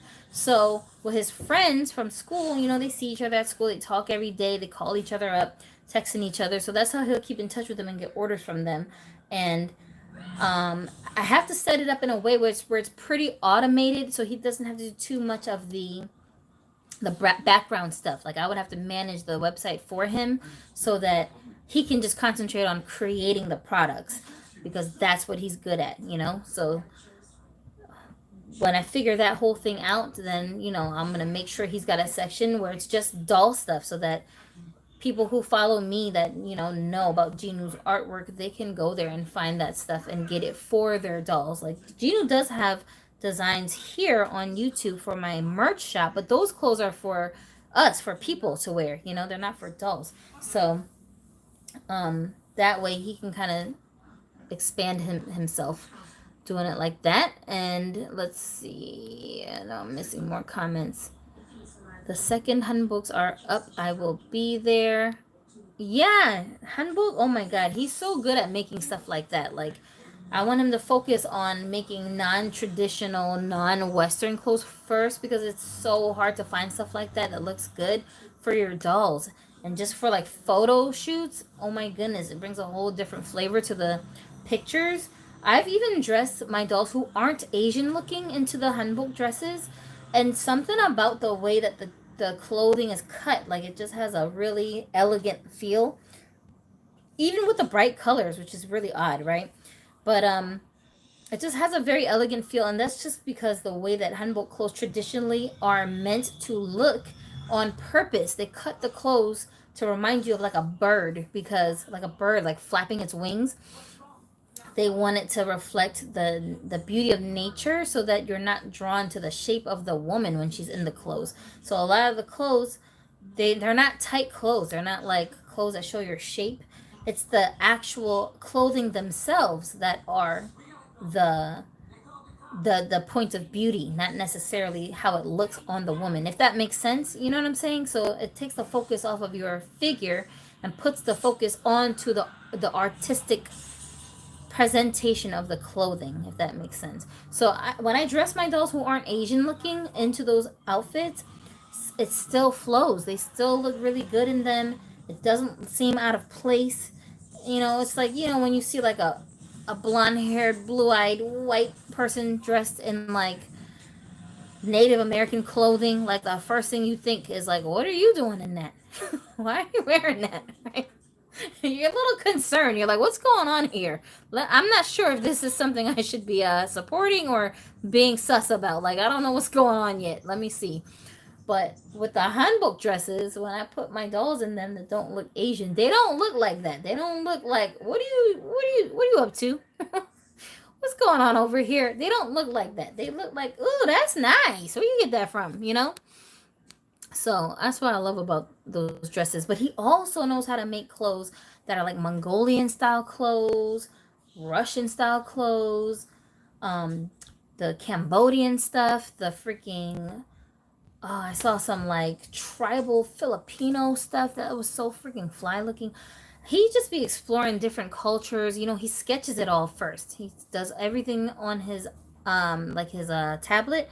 He'll do a digital sketch first, and then that's how he'll work out the patterns, and then he'll somehow translate his sketches into the actual pieces. And it's just sick. It's dope. I seen this thing he made that was like, he drew like he hand painted some kind of ancient dragon lion creature thing on it, but it was like some kind of, like, I don't even know what you call it. It was like a sort of a vest that you wrap around yourself over your clothes that he wears with like this Asian style stuff that he made. And the artwork on the back, he hand drew it, and it looks so sick and like Sometimes he'll wear it when he's like got some special occasion to show up to, but it's like on his back, so you don't even see it till he turns around, bro. I don't know what that is. It's not Korean because I've never seen a Korean person in any ancient anything wearing something like that. But he got that from something else, some other culture that he adapted it from, that he's bringing and like meshing it with his Korean stuff. It's dope. It's really different. Florida Fox. So what about commission? Yeah, he takes commissions. All his jobs right now that he's got with his friends, those are all commission jobs. If Gino's open to commissions, I would absolutely support it. Hey, thanks, Janine. What is the doll next to Vera Wang? The doll next to Vera Wang? This one? This one is, what do you call this damn doll? She is the, what do they call that? The Silkstone. What is the name of this series that these dolls belong to? I don't know. I just call them like repro Silkstone dolls. They're supposed to look vintage, but they're not really vintage because they're not from the vintage era. They're from modern era, but they have like these heavy bodies and they have joints in their limbs, so you can actually pose them, which is freaking amazing. And that's the only reason why I added this doll and the other one to my collection, because if they didn't have joints, I would be not interested. And Silkstone dolls have really hard heads. Like, what the heck are their heads made out of? It's like a freaking statue. They're so freaking hard. You cannot press it and squish it and do nothing with it, okay? I don't even know if you can heat their heads and make them soft, because I just don't even want to risk it with these dolls. I don't know. Like, one of my friends, she accidentally broke hers and she was like panicking, calling me like, Gypsy, what do I do? Oh my God, what do I do? And I was like, girl, I don't know. I don't know. Can you heat it? She was like, I don't think so. So I don't know what they're made of, but they're very solid and weighted. Like, they're heavy, right? So I love the feeling of the doll in my hand. She just feels very sturdy, and the body is so sculpted. Like, let me see if I can show you. When I say sculpted, I mean that the body has like its own unique shape, like features, right? Let me see. Like, look at this. Look at this detail here in her clavicle. See here? It almost looks like you can almost like see the bone under her skin, kind of, right? She doesn't have that. She don't got that. No, there's no texture here. There's no, it's just vinyl. It's just flat. But hers, you can see there's like an indent here by her neck, and this here that curves, that's what's supposed to be like your clavicle bone. And then let me see, do you want to strip or do you not want to strip? Let me see. Yo, isn't this cool? Look it. You see that magazine down there? That's a picture. That magazine is from the school district nearby, and I found it in the mail. And that girl, the little red hair girl, that's my daughter's friend. She's one of my friend's daughters, and she comes and plays with us all the time. Comes over to my house. I've seen that in the mail. I was like, what the heck? Why is my friend's daughter's face on this magazine? Am I bugging? And then I sent her mom a copy of the cover. I was like, did you know your daughter is on here? And she was like, girl, everybody's been calling me today. The whole freaking district, the whole neighborhood done got it. And everybody's like, oh, I know that kid. Oh, she's got a joint here. I didn't even realize she has a joint in the middle. Oh, yeah, she's got a cool body. Like, see, she's got a joint here in her waist. It's quite flexible, even though she doesn't have any double joints. But, you know, it is what it is. And she doesn't have a joint here, but that's okay, because this joint here would have made her feet more weak. They'd be flopping all over the place, like how Made to Move shoes be doing, you know what I'm saying?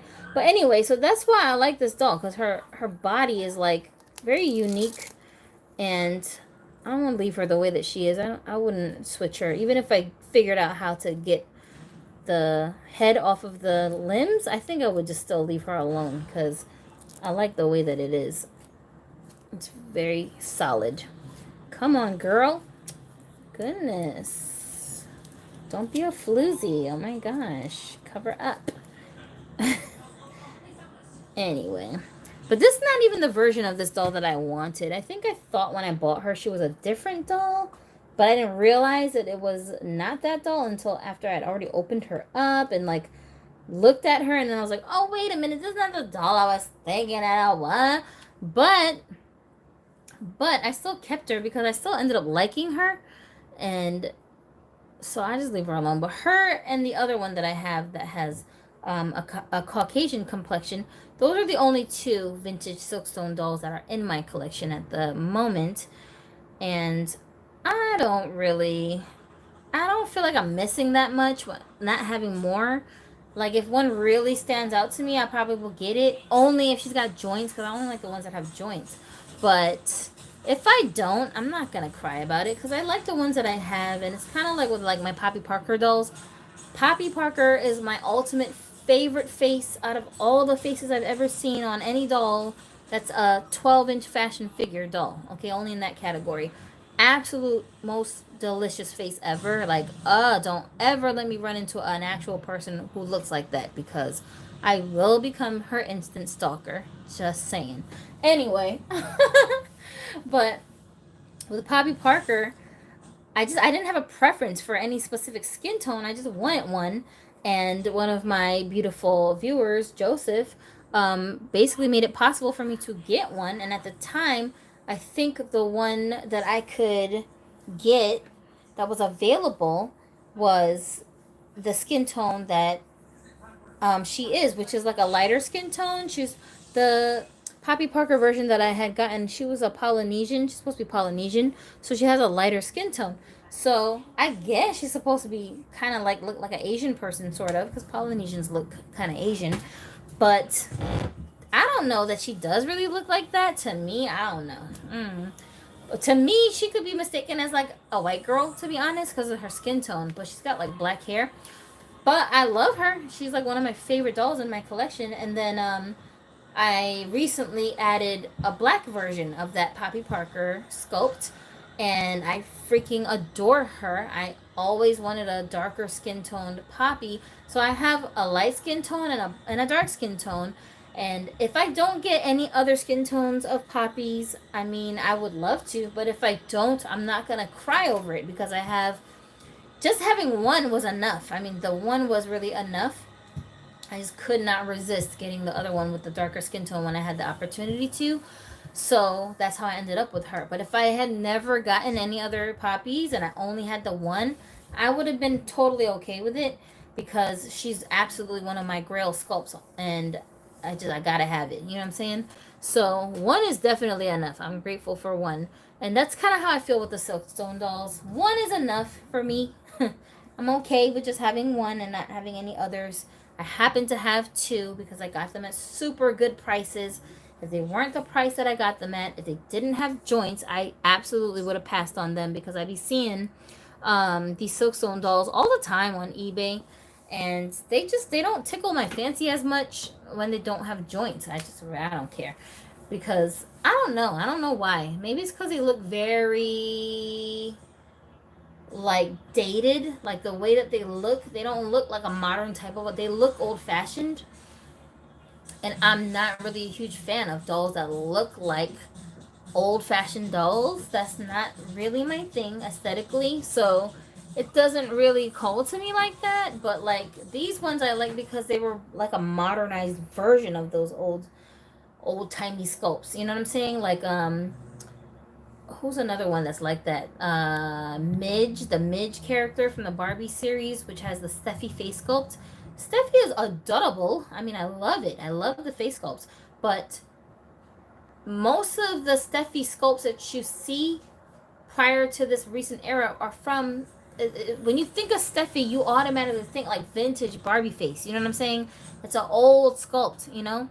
So the dolls that I like that have Steffi sculpts, they're more a modernized version of the sculpts. They're wearing modern clothes. They're hairstyled in a modern style. They used good saran hair for the hair. It's not like this bushy stuff or, you know, the Hasbro quality nylon nonsense.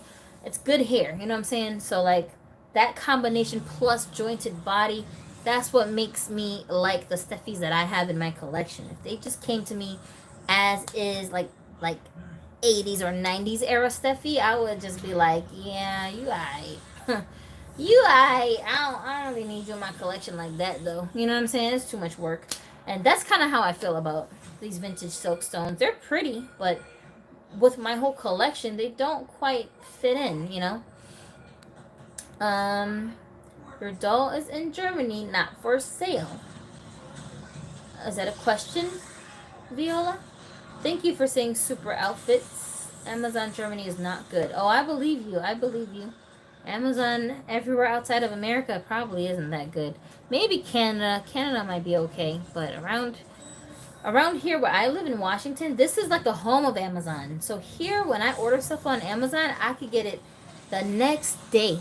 The next day, because it doesn't have to go through the postal service. It's just literally, they just pack it at the Amazon warehouse, and then we have delivery people that work as contractors for Amazon, kind of like DoorDash or Uber Eats.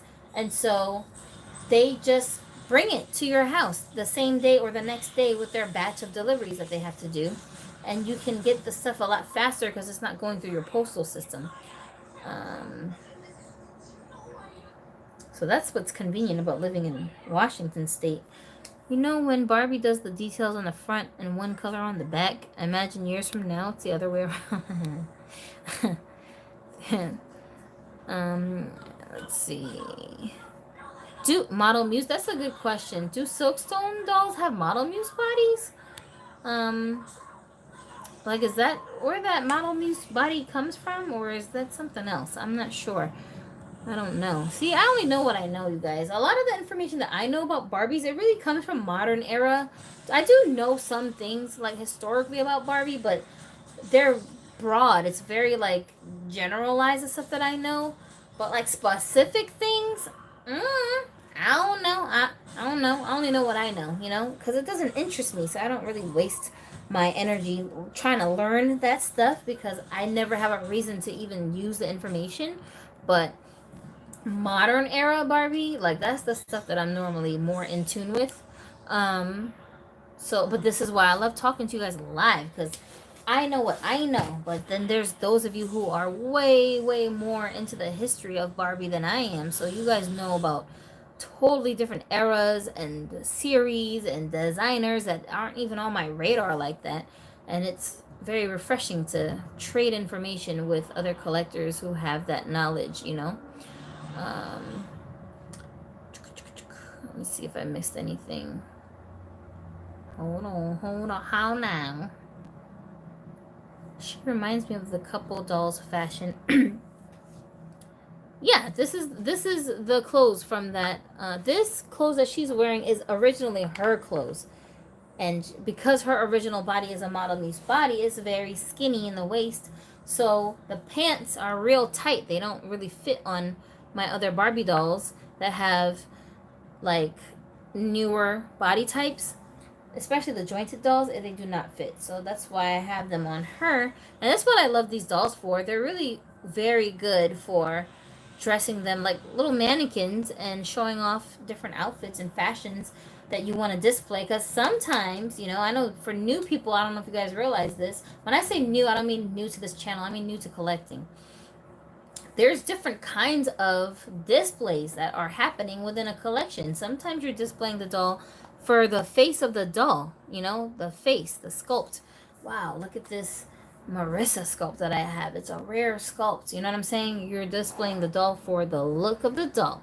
But sometimes you're displaying the doll for the pose of the doll. So they might have specialized joints that allow you to make them look like they're having a conversation. They're eating a burger. They're cooking. They're, you know, sitting on the couch watching TV.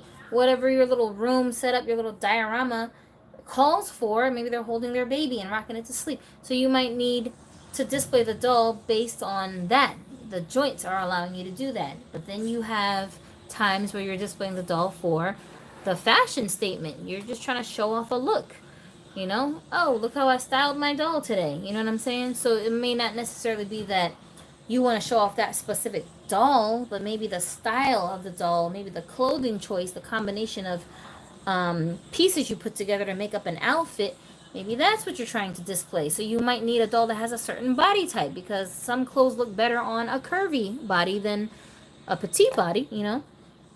Some clothes look better on a Model Muse body that has no joints, so you can see the sleekness of the limbs with nothing breaking the limbs apart to like distract your vision, because you want the clothes to really stand out, you know.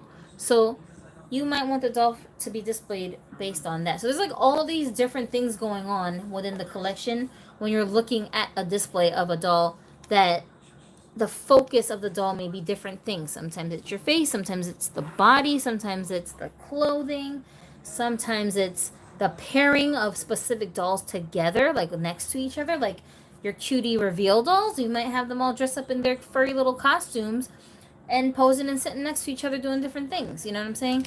So, you know, it's really like there's no end to how much creativity you can really bring out of yourself when you're collecting with dolls and displaying with dolls. I think that's really interesting.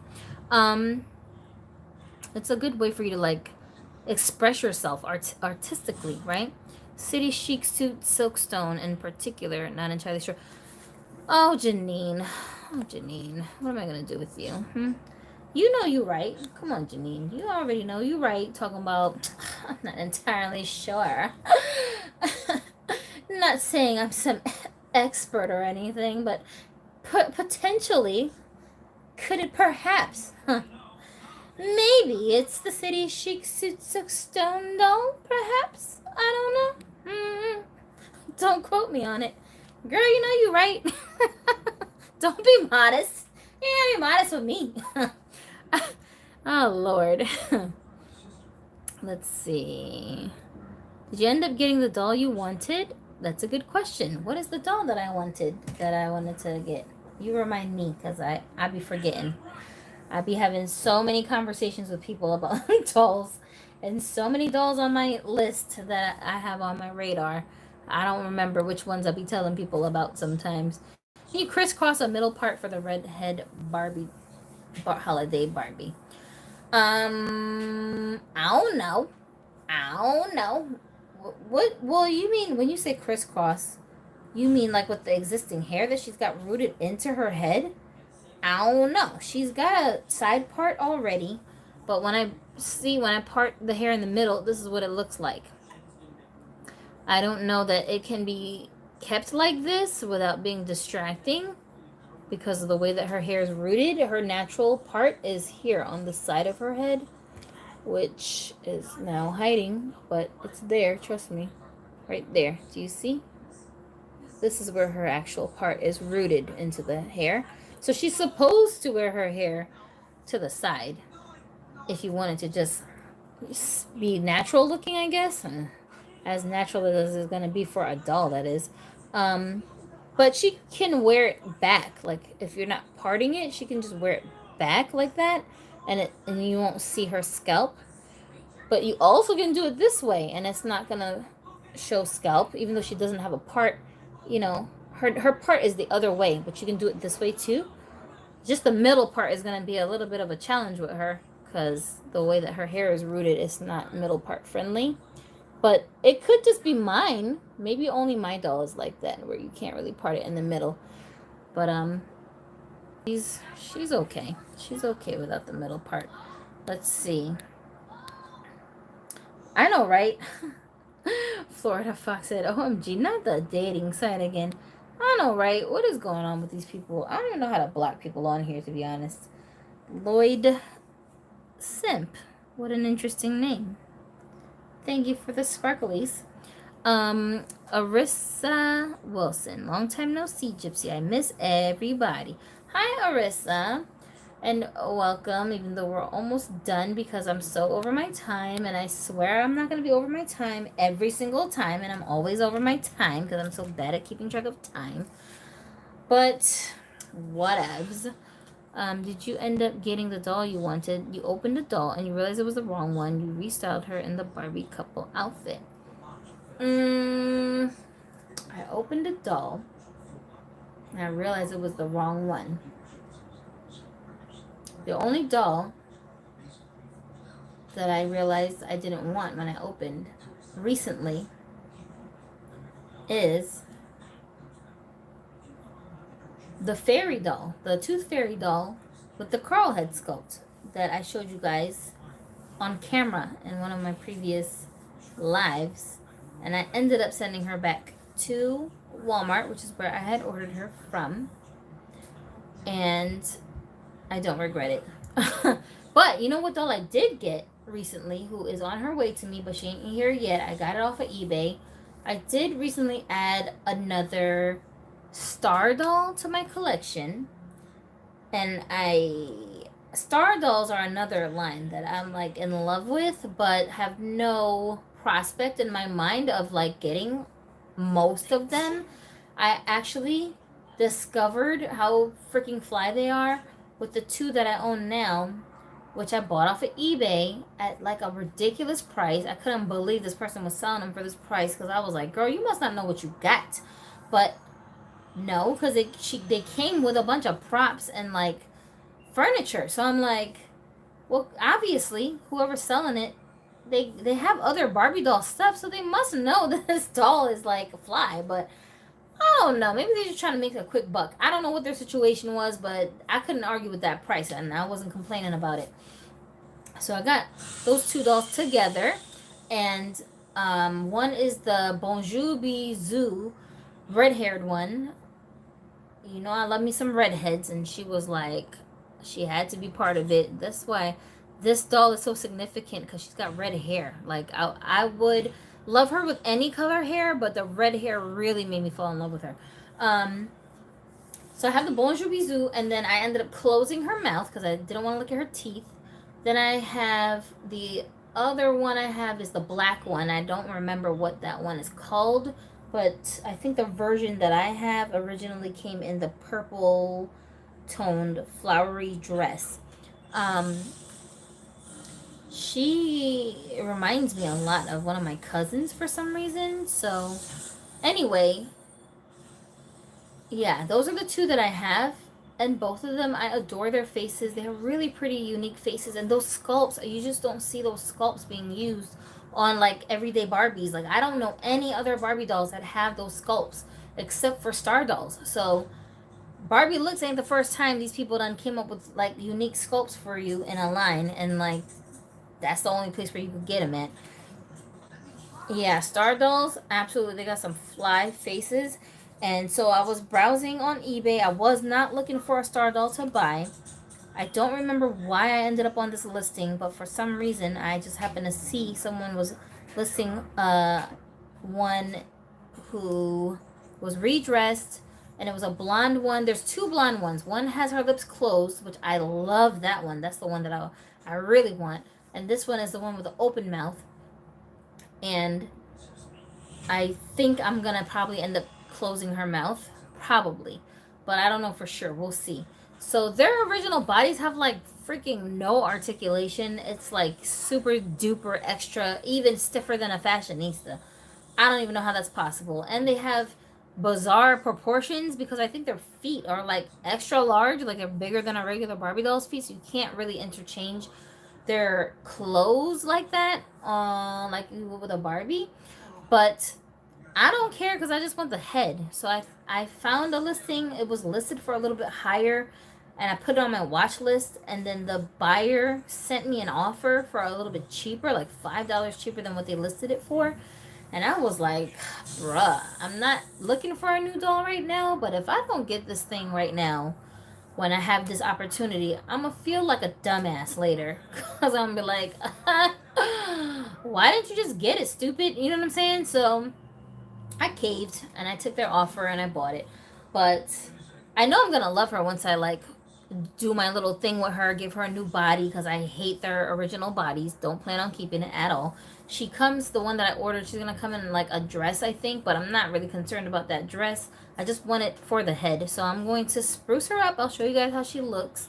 And maybe some of you who have not ventured into the world of star dolls, maybe you'll be inspired to go and check out that line, because I think it's a very unique line. And I would love to add more of them to my collection and have like a full display of just star dolls that I could, have available to my collection. But we'll see. We'll see how that goes because they're kind of pricey because they're discontinued, obviously. And if you want to buy them new in box, I mean, you're gonna end up spending the lowest price. You're probably gonna end up spending like $45 before you add in shipping. So you kind of have to anticipate paying that much for literally just her head and possibly the clothing if you like the clothes that they come with. They do come with some pretty decent clothes too, so that's a plus. But you're really just paying for the clothes and the head for $45 to start, and a lot of them are way more than that. So it just depends, especially the black one. Oh my god, she's like $100 at least. So thankfully I got the one that I got when I got it, and I'm like so grateful that I have her because she's got a very lovely face. I love her face so much. Very serene looking, and I love that. But I feel like my star dolls, they don't get enough shine in my collection because I don't really display them that much. It's the weirdest thing, you guys. Some of the dolls that I like the most, I don't display that often. I feel like sometimes I feel like the environment that I'm displaying them in isn't good enough for them. So I'll hide them away until I feel like they're gonna, be able to be on display correctly, I guess, if that makes sense. So that's why I don't bring them out. It's not because I don't want to look at them. It's just like, it's too disappointing to see the environment that this doll is in. And I'm like, this ain't right. Like, some dolls, they need a room set. You can't just put them up on a shelf. Some dolls, just something about the doll, the way she needs to be displayed is in a room. Like, she needs to have her own room. She needs to be doing something. She needs to be around an environment that looks like she's doing something, right? Some dolls just have that kind of vibe on them, that kind of look, where it's just not enough to have them just standing there immobile, staring at you perpetually with their arms to their sides. They need to be posed. They need to be telling some kind of a story. And I have dolls that are like that I feel like I can't just have you standing next to these row of dolls. Like, you need to have your own set. You need to be in your own environment. You need to have your own color scheme. You need to have your own shelf. Like, you need to have your own thing going on, right?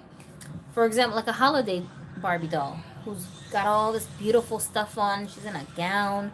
Her hair's immaculate. She got all this makeup on like she going someplace. And then you just got a bunch of chicks that's just looking like they about to go to the grocery store standing next to that doll. Like, what? What's happening? This don't look right. You know what I'm saying? It be's like that sometimes. How do you feel about the newest Barbie Extra?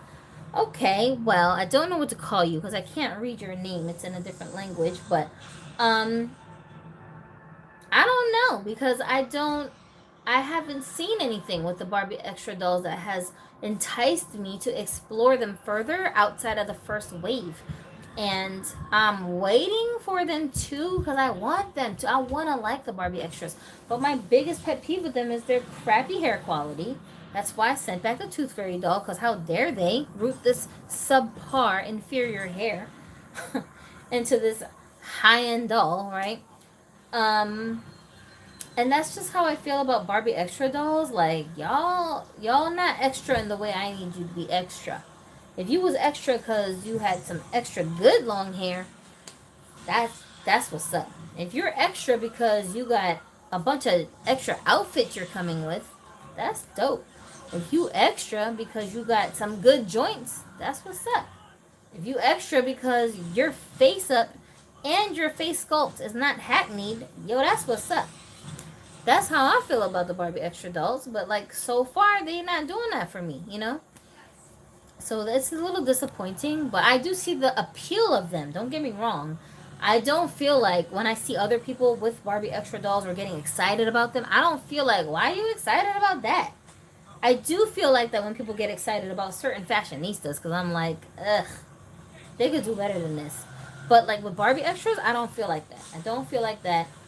I do feel like that sometimes when I see people with those, what do they call those ones? Where you dip them into the water and then you, like, see what the doll looks like. and then she's got hair that is like detachable. I don't remember what that line is called, but y'all know what I'm talking about. Like those, I'd be like, you's a grown up and you excited about this? Why?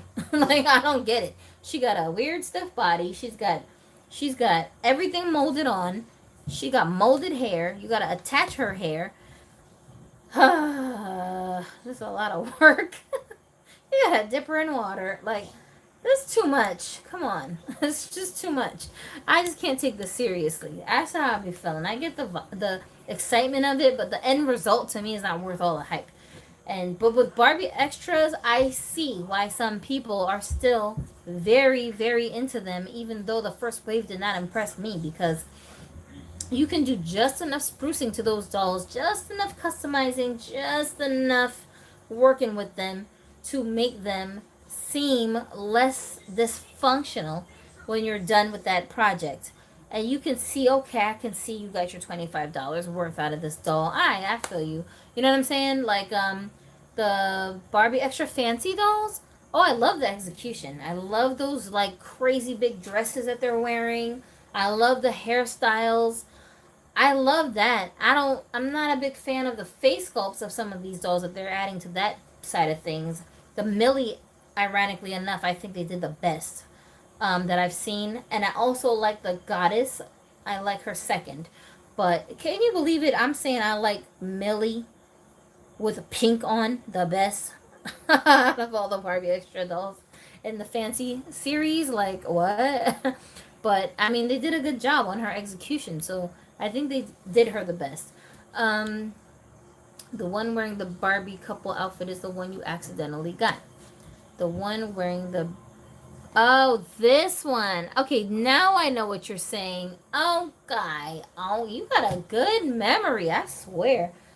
What? You got a good ass memory. Yeah, you're right. You're right. You're right. That's why I was saying she's not the doll that I thought that she was when I initially got her. It was an accident, and I was gonna send her back to the store, but then after I like redressed her and kind of looked at her outside of her original clothing, she started to grow on me. So I was like, I guess I'll have you as a placeholder until I get the other one that I wanted. But no, I don't have the other one that I wanted, because she just was never really high priority for me. It was one of those things where it's like, if I come across the doll and I like the price, I'll get it. But if I don't stumble upon the doll, or if I'm not seeing one at a price I like, I'm not really going out of my way to add that doll, because I'm not going to cry about not having it later on. There are some dolls I know I'm going to cry about not having it later on, and those dolls get pushed up on the priority list for me, you know? Yeah, so I now I know what you're talking about. You're right. Let's see.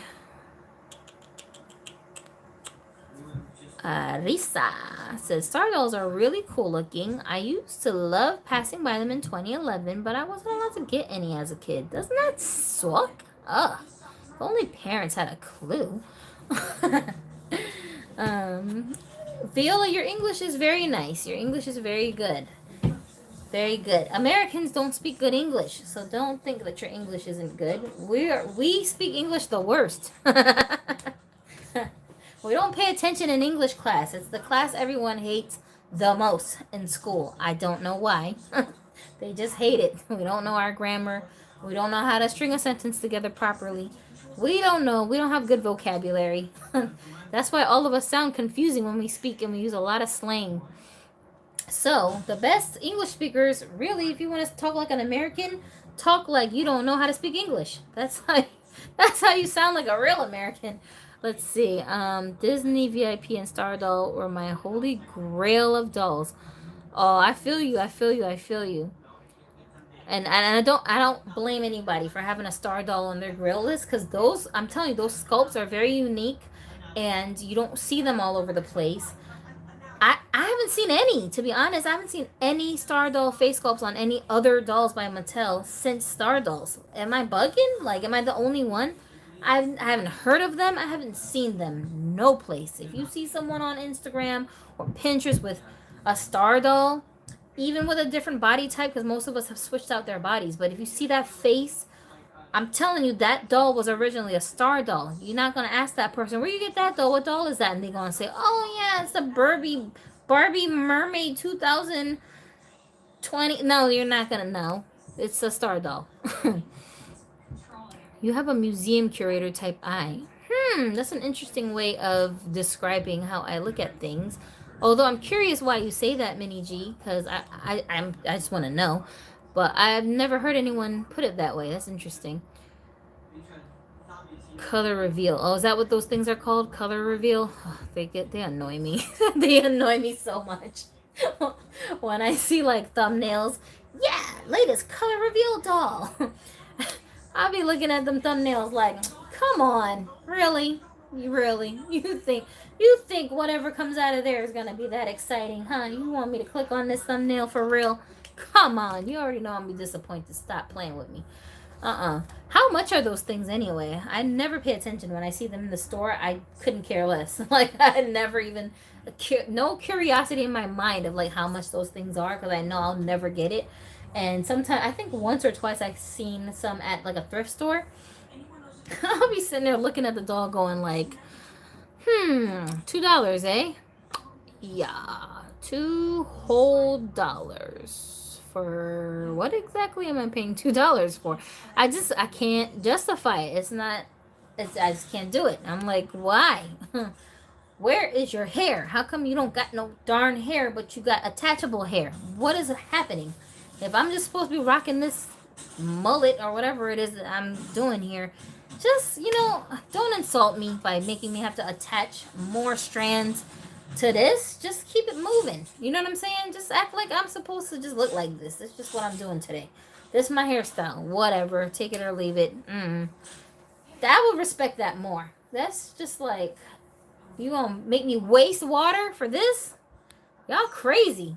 You need to reimburse me part of my water bill, bro. I think I'm becoming a 2015 Millie Face hater now. What is the doll called that you wanted? Oh, the one that I wanted. I'll bet you one of you guys know the name, because I don't. But I can describe her to you. The doll that I wanted, she obviously looked just like her. She was brown like this, but her hairstyle, I think, was in a ponytail, and her outfit was completely different. She had like a pea coat. I want to say the coat was brown. I could be wrong. It could have been black. But the color in my mind is brown, black, and white for some reason is the colors that I'm associating with this doll. So those of you who have better memory or have Google access, then you guys will beat me to it naming this doll. But she's a Silkstone doll like this. And I also want to say I seen her on, who reviewed her? I want to say my homie Suresh over on Suresh NY. I think he might have her. I feel like I saw a review of her over there, perhaps. But yeah, that's the doll. I can't remember if she comes with a purse or any other accessories, but I do remember I loved her outfit and her skin tone, and that was part of the appeal why I wanted that doll. But see, like this one, out of her outfit, she's very similar looking. So I'm not really complaining, because she's about the same like complexion. And I think maybe their hair colors are a little bit different, and their hairstyle is, I'm sure, very different. But this one just reminds me so much more of like a news anchor. Like, she just feels very just professional. Like she wears a freaking dress suit to work. Like, that's what she feels like to me. And the other version that I liked, even though she comes in dressy clothes, I just felt like when I redressed her, I could make her feel believably more casual looking. And that's what I was kind of trying to go for with her. So, oh no. Am I missing something? Should I have gotten her? And I love that these feet have a left and a right foot. That's so cute. These shoes are the original shoes that came with this outfit on my Power Pair doll. So she can fit into the shoes as well. That's what's up. Yeah, y'all, I'm having way too much fun with you guys. Seriously, it should not be this fun. I should probably go, because I feel like guilty when I have too much fun. I had too much fun for too long. I feel like maybe I should be doing something responsible or something. That's the curse of adulthood. You just can never truly have fun and just relax. You know what I'm saying? It's like, it's always something. It's all, oh, it's time to make dinner. Okay, well, now you gotta go and send something off to the post office. All right, time to go get some groceries. What? Laundry needs to be folded again? I could have sworn I just folded laundry yesterday. Well, I guess we're gonna do that again now. It's this never ending, and you're like, when do I get to chill? When do I get to relax? When do I get to just do nothing? When do I get to have fun? Do you have rainbow high dolls or not because they have giant heads? You said it, not me. Well, no, I don't mind their giant heads. I think rainbow high dolls are just adorable. And I gotta admit, I didn't start off feeling that way about them. Like, I thought they were cute, but not cute enough for me to do something about it, you know? Now, the evolution of that series to what it is now, from the time when I first kind of had them on my radar, I would be being a hater. I would be fronting to say that there isn't a difference. There's really a lot of difference, you know? So I do like them. I just don't have any of the recent releases in my collection yet, as I was saying earlier, because I just feel like, where am I going to put y'all? Like, I need, because those are not the kind of dolls that I would get and just throw away into my drawer until further notice. I would want to have them out. I want to look at them. They're very interesting, and I'm like, ugh, just obsessed with the freaking Shadow High series. They're my favorite, but I do like the the Rainbow High dolls. Like the regular ones. I like them too. I just love the Shadow High dolls the mostest. What is the doll called that you wanted? Okay, I read that already. Sorry, I went up too far. Silk Song Barbies have eyes from Betty Davis. So sweet. And their eyes, yeah, their eyes are really different too. They're sculpted with the eyelids protruding. So it's in the actual vinyl. It's not drawn like that. It's 3D. Like, it's see how it pokes out? Like, almost like they have rooted eyelashes almost, but not really. Yeah, I don't want to focus on the side view here. Let's see. Almost. Almost. Let's see if it'll stay focused. Come on, don't. You trying to play me? Okay, camera. I see how you trying to do me. I feel you. You's a hater, camera. Why are you hating? Goodness. But anyways, you kind of could see it though, you guys. You know, the black part of her eyelid, it's protruding away from her face. And then the actual lid itself has like a crease right here where you see that dark blue shadow. There's a crease there that's actually in the vinyl. So that kind of detail, that's what you see a lot of times in the old school sculpts. The sculpts they use now for the newer dolls, it's very flat. You know, they just kind of like do a mass printing of the faces onto the heads. So the sculpts don't have a lot of dimension to them. But if you look at some of the older sculpts, they do have that in the vinyl. You can see the same thing with the Kira dolls. Like Kira, that head sculpt, a lot of our modern day Kira sculpts are very flat in the vinyl, but some of them actually have that old school detail in the vinyl where parts of it is like sunken in and parts of it are protruding from the face. You actually can see it with the holiday Barbie from the last season, the Kira doll with the silver dress. If you look at that doll very carefully, you can see it through the box. Like, she's got an indent in her eye sockets that some of the newer modern sculpts of Kira, they don't have that. And that difference makes the face details stand out in a completely different way when you're looking at these dolls up close. So I know this is like, what kind of detail is this? Who's even paying attention to this? You know, but that's why I always say the faces just fascinate me. I don't know why, I'm just drawn to them. I just notice these things. It stands out to me, and I appreciate that stuff. Like, I appreciate the built-in bone structure of this doll's sculpt. Look at her cheeks. That's not, it's not flat. There's like an actual, this, I can feel it. I can feel the cheekbones in her face. You know what I'm saying? And I really appreciate things like that in my dolls, you know?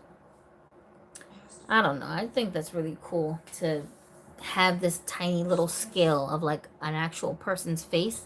That's so dope. So dope.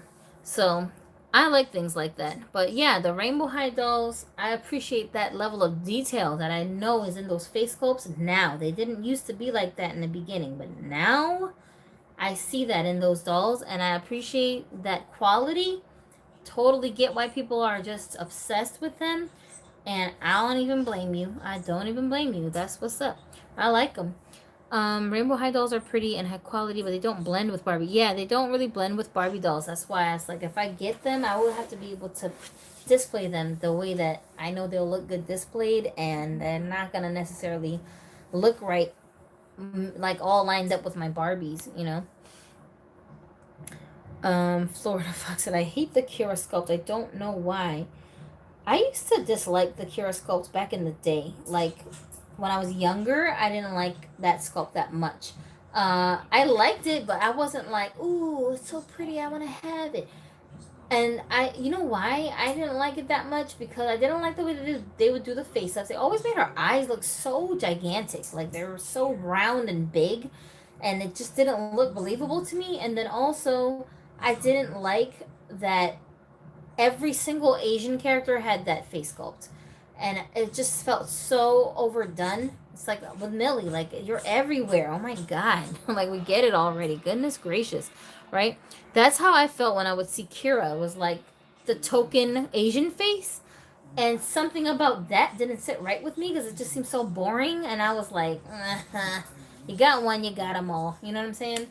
So that was why I didn't like them back then. Now I like her better than I did back then. But now it's different because now that sculpt is vintage. So you don't see it all over the darn place. And they had to kind of bring it back. They had to revive the face, you know? But even when I'm looking at my inventory, it's like I have one too many of these sculpts. I don't need more Kiras. That's why I haven't bought the totally hair Kira, even though I did like her. I like the way she looked, but I was like, she's not dope enough for me to add a whole nother one to my growing list. I already got like 7. Like, I don't need a whole nother one. And this one just has a little bit longer hair than the rest of them. Like, it's not that serious, you know? I can't remember. Do the totally hair dolls have joints? I don't remember if I saw joints on those dolls or not. But I want to say the ones I saw, I want to say that they have regular standard joints like this. But am I bugging? Do they have less than that maybe? I don't know. Mattel just don't know how to do the Asian face at all. This is okay. That's a good point. That's a good point. And Janine said, I feel like Kira's sculpt has a lot of potential, but most facial screenings leave me disappointed. I feel like Kira's sculpt has a lot of potential. Yeah. It's the way. It's not the sculpt. It's the way that they're presenting it that just seems like y'all could do better than that. You know. You know which one I really love that I thought was like so beautiful. Carlisle New Era's Mutia Barbie, the Filipina Barbie. She's gorgeous. She's very like kind of like this doll, sort of cartoonish, the way that her face sculpt is painted, but at the same time still somehow like it still works. It's still elegant. It doesn't look like cartoony, like a kid cartoony. Like it looks like it's cartoony, but in a way you have to take it serious. You know what I'm saying? And I don't know if he used the old version of the mold where there's actual detail in the eye sockets, or if he used the flat version. But whatever version he used, I mean, he really works that face up really good. I love the way that he did that face. I feel like Kira's sculpt has a lot of potential. Okay, I read that one. Leah is the same. Leah is always painted with such a plain Jane look 90% of the time. Yeah, they just look so boring. They just look so like they're just staring off into space. You know, it's not really nothing special about the doll. It's like memorable looking. But something else about Leah too, I noticed, is that depending on the skin tone and the face up they use, Leah is so difficult to recognize sometimes when she has a certain kind of face up. Like, especially if they don't paint the dolls to look super Asian, because you kind of expect for Leah to have the Asian look. But if she doesn't, if she has a different skin tone, if she has a different kind of face up, and she looks more European or more Hispanic, it's hard to recognize Leah right away. You have to like study the face, and you're like, is that a Leah under there? You know? Is the Vera Wing sculpt exclusive for that doll? Same question for Laverne Cox. Yeah, both of those dolls have their own unique sculpts. The first time they were used were on these dolls, and then after this, I don't know if they're gonna use those sculpts for any other dolls. If I had to predict, I would say they're not, because they don't traditionally do that with Barbies. It's not totally unheard of, but traditionally they don't. For an example, I'm gonna say the Carnival sculpt was actually first used on the Leanne Rimes doll. So they obviously made a unique sculpt for Leanne Rimes, even though it don't look nothing like her. But that sculpt eventually ended up being used on other dolls, hence the name Carnival, because she was used for the Brazilian Carnival, festival doll. And she has that sculpt. So that's what made the name popular. But originally, she's Leanne Rimes. You feel me? So there have been times when they've done that, where they use a sculpt that's supposed to be for one specific doll, and then they just keep using it after that too. But it's so rare. It doesn't happen often enough for us to just predict that that's what they will do. My favorite Asian sculpt are Mari and Kit. Kit is a good sculpt. That sculpt is new. That's part of the Barbie looks, the first wave of that series. I want to see that sculpt reused in like various skin tones and hairstyles, but also as various versions of Asian girls. Because the rendition we got with Barbie looks, she's cute, but I'm not feeling her hairstyle. Like, I feel like something about her hair and her face, to me, they're not as good of a combination as I would have imagined they would be. I do like that same hairstyle on the what is the name of that other sculpt? The Andra sculpt from the next wave. She's got platinum blonde hair, shorts, and that little side shaved type of look. For her, it works. I don't know why, but for her, it doesn't seem out of place. But for the Kit doll, to me, my eyes, I would rather see her with longer hair. So I want to see how she looks with some long hair. Even if it's only like shoulder length, just a little bit longer than that. And I think she would make me feel a little bit more into the face. I like her, but I swear mine, I don't display her as much as I would like to. I don't change her clothes as much as I would like to, just because I feel so limited with her hairstyle. I'm too impatient to just reroot her myself. It's like one of those things where I would have to gather together all the heads that I want to reroot and just send them all off at the same time to get them done by commission from someone who I trust to reroot, because like I ain't trying to be bothered, okay? I ain't got time for it. But I mean, I would like to. In a perfect world, I would like to. I love the Carl sculpt. She's so goddess vibes. This is Florida Fox saying that. Yeah, a lot of us, we really like Carl. She's a good sculpt. She's a very good sculpt. Minnie G also likes the kid sculpt. Florida Fox said, how much money do you think it takes to make a new sculpt? If a doll has a new sculpt, does that determine the price of the doll? No, it doesn't. It doesn't. Because Simone back there, she is a brand new sculpt, and she was only $20. All of the Barbie Looks dolls are brand new sculpts. All of them retailed at $20. Versus that Carl sculpt that's on the Tooth Fairy doll, that's totally not a new sculpt, and that doll costs $55, So I don't think that the sculpt being new necessarily warrants the prices being higher. I don't think so. We also have seen newer sculpts with Playline dolls like Lila, Brooklyn, but they're not overly priced, right? They're very affordable. So the sculpt being new does not necessarily correlate with the pricing of dolls. It's a lot of other combination of things that go into the pricing of the doll. honestly, I think that Mattel is very random, and they don't always use a specific system to categorize pricing for their dolls. I think they just do whatever they feel like they can get away with doing. Sometimes they just experiment, because at the end of the day, it doesn't cost them more money to come up with a doll that does or doesn't have a certain sculpt. Like, the sculpting process is the same all the time. So, you know, they're not making the sculpts by hand. Nobody's sitting there with clay actually sculpting these faces. Back in the day, maybe they used to do it like that. But because we have technology now, everything is done with a 3D, technical, digital, virtual setup, right? It's being done on a computer. So you just need somebody who knows how to do graphic design to do that. And they already have people working on their teams that do that. That's what they get paid to do. So it doesn't matter if they're coming up with new sculpts or not, because nobody's doing any extra manual labor to get us new sculpts. You feel me? And there's been times when they come up with new sculpts like the Star Dolls, and then they never use them again. They use them one time for one thing, and you never see them again. Let's see. Kid definitely needs a makeup. Mattel, please reuse that sculpt immediately. Yeah, she really. I want to see what she looks like with some other combinations of features given to her, because I feel like it's a waste of a really good sculpt. There's so much more you could do with the kit sculpt than what they've done with the Barbie Looks version. It's not bad. Don't get me wrong. I don't dislike the Barbie Looks version. I just know it can be better. We can do a better rendition of her, and I feel like the Barbie Looks version just doesn't do that doll justice. Like, if y'all see that sculpt redone,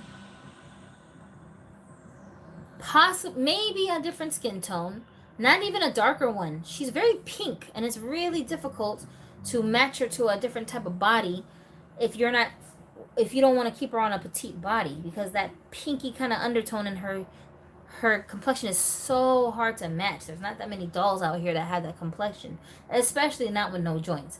So if they could do a version of her with a more tan skin tone, or just a kind of Caucasian skin tone that's easier to match with some other bodies, then that might be something to talk about. And then with a different kind of hair texture, a little bit longer. It could be curly, it could be wavy, it could be straight. I don't know. It could be all of the above. I'm thinking there's a preference here, but like, I just want to see what she would look like, because I just feel like if we see her done just right, then it could really make that face stand out. Like, okay, Mattel, I see what you're trying to do. Okay, I feel you. Okay, let me stop trying to play y'all. You know, that's what I'm looking for. And I've seen people reroute that doll and do other things with that doll on social media, and they do look good. But I haven't seen a version of that doll that someone else has customized to me that was really competing with the original version of the doll. Something just wasn't quite right. I don't know what it is. Maybe it's the longer hair with the shortness of the petite body combination. Maybe just, I don't know what it is, but like, maybe it's the way they're dressing the doll. I'm not sure what it is, but the ones that I've seen, they just, I feel like, no, we can do better than this. We can do a little bit better than this. I don't know what it is, but something is missing, you know? Let's see. They can never get Brooklyn's face right. She always looks like a robot. Oh my gosh, that is a good comment, Florida Fox. That's a good comment, because I swear, when I be seeing that doll, and I always see them in like masses, like there's like 7 all in a row on the shelves. And I be looking at that thing going, what are they doing? Like, what is going on with this? Why is she cheesing so hard? What is happening in this girl's world that she's just always cheesing extra hard, staring somewhere blankly off into space with these giant big eyes? Like, what is happening? What's wrong with her? She looked like, almost like, you know when you get caught doing something you're not supposed to be doing, and then you're trying to act natural, but you're just too much, like your emotions don't match whatever's going on right now. You're way too friendly, you're too happy, you're too much in a good mood, and no one can figure out why. Like, That's how she looked. Like she hiding something. What's going on? What's you supposed to be in this bar? Like how old are you, Brooklyn? You got your ID? Why are you in here? Whose ID is this? This your big sister's ID? That's how she looks. Like a bouncer is asking her too many damn questions. And mine, the one that I got, which I only even bought because she was super on sale, I end up closing up her mouth and getting rid of her teeth. Now she looked like a homegirl. Now she looked like she got someplace to go. Now she looked like she's supposed to be sneaking into this club. Mind your business, bouncer. That's me. That's me on the ID. Mind your business. Now she looked like she could get away with doing that. But when I first got her, I was like, honey, what is going on? Who stole the cookies in the cookie jar? Brooklyn stole the cookies in the cookie jar. Who, me? Yes, you. Couldn't be then. Who? That's how she looked. Ah, that's funny. I'm ready for the Millie sculpt to be retired and for new sculpt to be the signature face. And a lot of people are voting for this one. A lot of people are saying she would look great as the new so-called, Millie Barbie. I saw someone who had two of these dolls. They had doubles. One they rerouted with blonde hair, and I don't know if they repainted the eyes, but I think maybe no. I think the one that I saw they didn't repaint the eyes. But if you can tell, her eyes are already like a blue kind of color. It's like blue and green mixed together, almost teal kind of a color. It's not quite blue, but it's not green either. But let's just say, for the purpose of pictures, that it is blue enough to say that it's blue. So I saw a version of this doll rooted with blonde hair. She was breathtaking, freaking stunning. Like, I ain't even playing with y'all, okay? She looked gorgeous. And I was like, okay, I would have to respect a sea of this face posing as the next Barbie face, default Barbie face. I would have to show it respect for a little while. Like, it would take a long time before people started getting tired of seeing this face as Barbie, But we'll see. We'll see. That would be awesome if they switched her up, because it's about time. How many years does it take for them to switch from one to the next default Barbie sculpt? Like, is there a pattern? Is there a formula? Do the fans have to start flipping out? What makes them do it? Like, what happens when they're like, okay, it's time for her to go to sleep and let's wake up this new one now? How does that happen, you guys? Does anybody know? I want to know. I feel like most collectors just rerouted her, but she needs a new face screening because I believe her face is stoic, which matches with the short hair. Hopefully what I said makes sense. Girl, that's what it is. That's exactly that's why when I see those versions of the Janino, do you live inside of my brain? Like, seriously, I'm starting to get freaked out now. It was cute at first, but now I'm scared. Like, what's going on? What is going on? How? Yeah, man, when I see that doll with the longer hair and restyled by other collectors, because most of them haven't repainted the face too, they haven't done anything to the face, it does look very out of place, because she looks hardcore. Like, she looks like the expression on her face look like, don't mess with me, you know who I am. That's how she look. But something about that combination with all the other stuff going on, like, it doesn't look right together. I don't know. But yeah, that's a thing, man. That's a thing. Brooklyn looks like a kid at Chuck E. Cheese. Yeah, Florida Fox. That's a good comparison. Can you send me a picture on Instagram of your closed mouth, Brooklyn? Yeah, I think I might have posted it here too. If you go in the community tab, you might be able to scroll down some and see her. But I'll send one to you too on Instagram so you can see what I'm talking about. I want to like Brooklyn so bad, but I can't. Her eyes look more animated, and I would like more realistic eyes. So what I did with mine was I closed her mouth. I didn't give her a full repaint. I just closed her eyelids a little bit more by drawing her eyelids on like this kind of, with like the dramatic eyeshadow or whatever, so that they just didn't look so wide open. And then that made her actually look a little bit older, like a little bit more mature and more serious. And then when I redressed her and everything, she was on point after that. And I actually gave her a new body. Mine I put onto a Made to Move petite body, the same body that comes with the Wave 2 Barbie Looks doll that has the burgundy hair, Tamika sculpt. I gave her body to Brooklyn, and it works just fine. It's a very good blend, and I can't tell the difference at all. So with that little petite body, she looks like, I want to say the original doll. Doesn't she come with a petite body already? I don't know, but she has a very like a short stature, I think. Um, it works with the joints. I like her better like that. Did you see the post of the Odile sculpt with blonde hair by They Call Me Obsessed? Okay, yeah, that's what I think it is. They Call Me Obsessed, I think, is the name of the Instagram account where I saw that doll that I was telling you guys about. It's the Odile sculpt with the blonde rooted hair. And doesn't she look freaking fantastic? Yes, she's so cute on there. I think it's like every 20-ish years. 20 years? That's too long, Aiden Q. Y'all need to go have a meeting with Mattel, okay?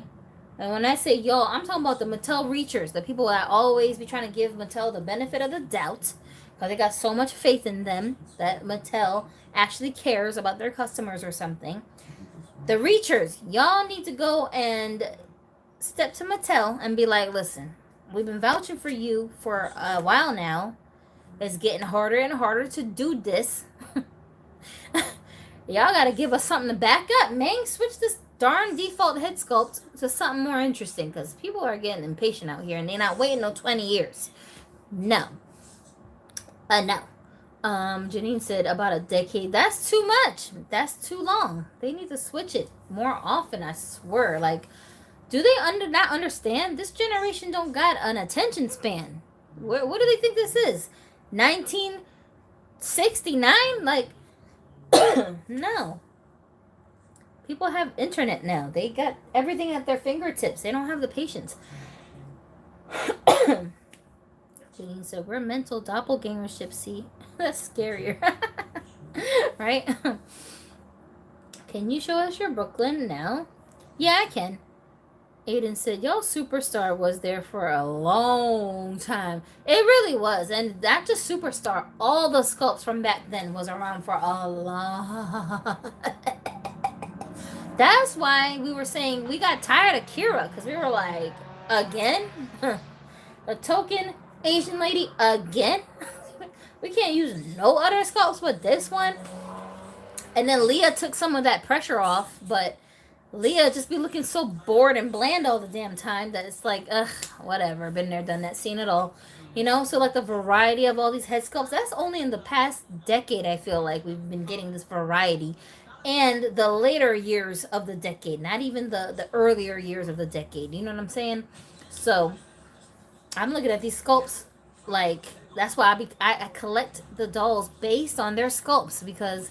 if I just collect them based on their aesthetic alone, I will just have the same face up in here all the time. Because they can just keep redressing her in a bajillion different outfits and just selling the same doll to me over and over and over again. I want more new heels and shoes model kits. Okay. And I didn't forget about Brooklyn. I'm going to go get her. Hold on. Then they wouldn't be reachers anymore. So I don't know if they want to sacrifice their status. Janine, you sound like me. Florida Fox said, how long have they been using Millie? Too damn long? That's how long. Too long? If Millie was cuter, I wouldn't care. But she's just, like, she's so painstaking to look at. Oh, my God. And it's not just Millie. It's the open mouth Millie specifically that I don't like. Closed mouth Millie is 50-50 for me. Sometimes they do a really good job with the closed mouth Millie, and I have a few. Sometimes she just be looking like, just like her face came out of the copy machine, you know? But it just depends on how they do it. But it's like, I don't want a 50-50 face sculpt. I want a sculpt that's like, for the most, like 90% of the time, she looks good. Once in a blue moon, you get it messed up. That's what I would prefer, especially for the main character and the whole brand. Come on. That's come on. Let me go get my Brooklyn real quick to show y'all. And then we're going to end this session because you know we're going on way too long now. Come on. Yes. Sorry.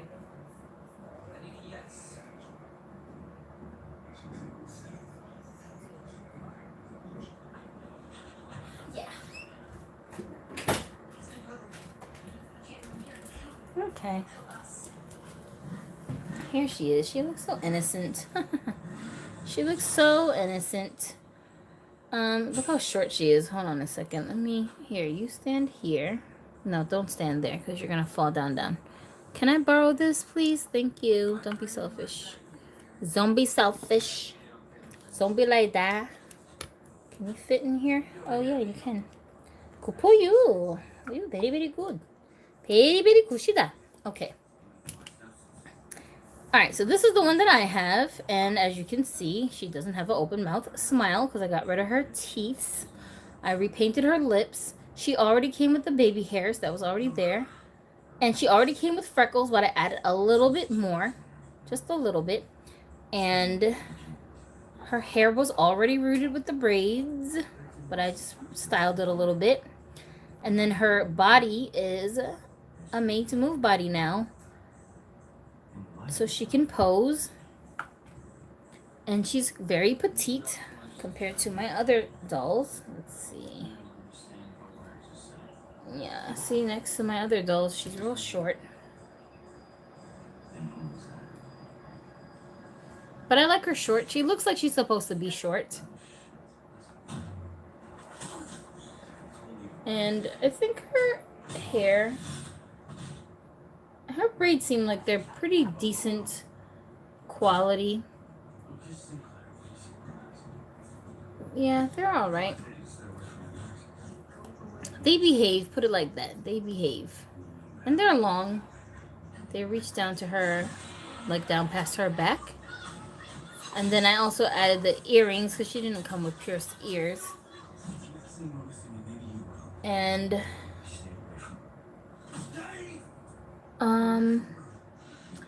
oh, and you know what? No, it wasn't with her. It was a different doll I'm thinking of where I closed up her eyes a little bit. Yeah, this one I didn't close her eyes. I didn't draw in.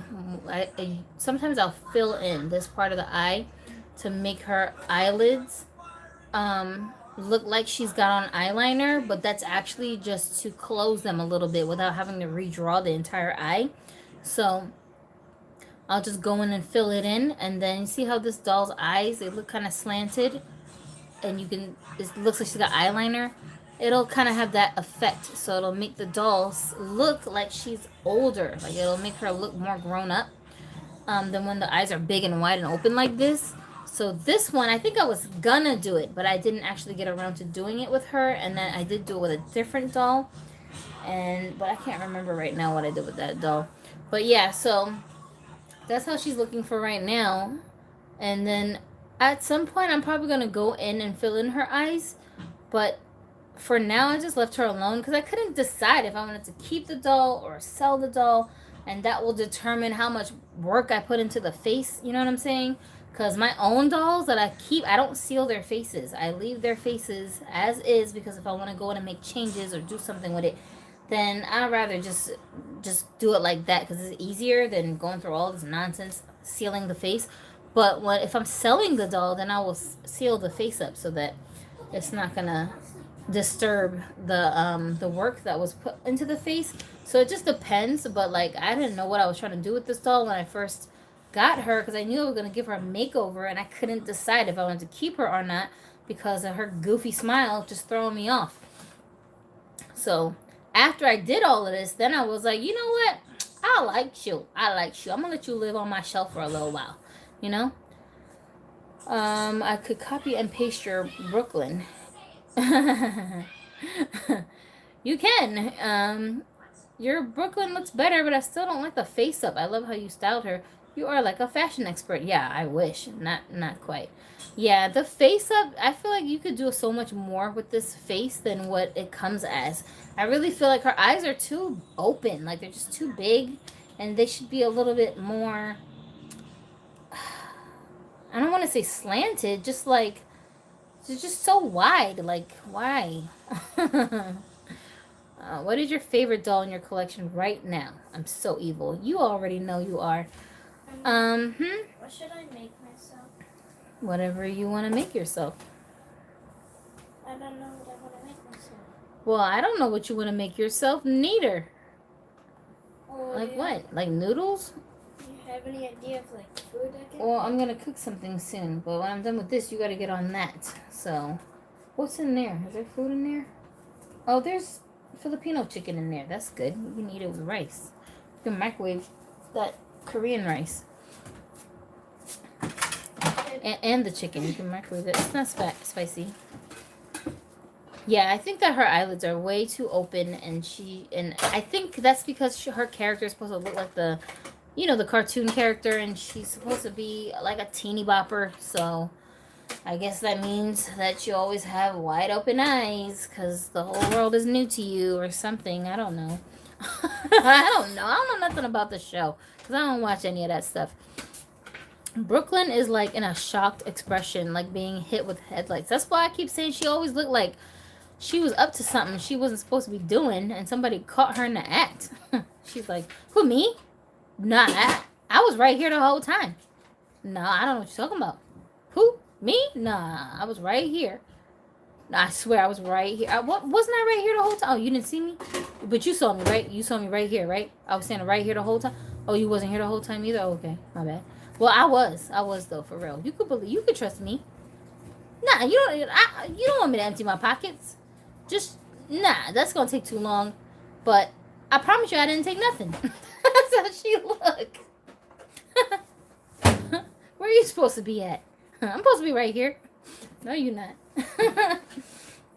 Pull out that ID. Anyway. Alright, so that's that, you guys. Y'all keep tricking me into going on longer than I'm supposed to. I don't appreciate that. Okay? I don't appreciate y'all tricking me. Danny D, I don't appreciate you tricking me with your friends and to staying longer than I was supposed to. Okay? So I got to go. But next time, this is what we're doing next time, because you guys asking me these crazy questions, Florida Fox. Next time, we're gonna talk about my top 10 boys and my top 10 girls in my collection. Oh my god, why would I do this to myself? You already know it's gonna be problems. It's gonna be problems. But that's what I'm discussing in my next live. Unless I get a new doll before I have time to set that up for you guys, then I will talk about the doll first. Then we'll go to that discussion.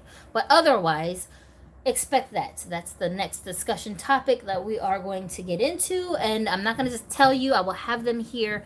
My top 10 in my collection, boys and girls. I will have them for you guys to see so that I don't have to be like, you know that one doll? I forget the name of the doll. He was dressed like this. No, you don't have to go through all that nonsense. I'll have it right here, okay? And then you guys can tell me if I'm bugging. But I'm going to tell you my reasons for why they ended up in my top 10 list. And honestly, this is a bold move on my part, Florida Fox, that we tried to keep you longer. Yeah, y'all be doing it to me, and I be falling for it like a dum-dum. Okay, so listen. The reason why this is a challenge for me, because I don't even know what the dolls are. I don't even know which top 10 dolls I'm going to end up narrowing it down to. So it wasn't like I was like, yeah, these are my favorite dolls and I need to talk about these dolls next. No. I made the topic first and now I gotta work around the topic instead of me wanting to talk about something first and then making the topic to fit the discussion I want to get into. That's normally what I do, but this time I don't know what came over me.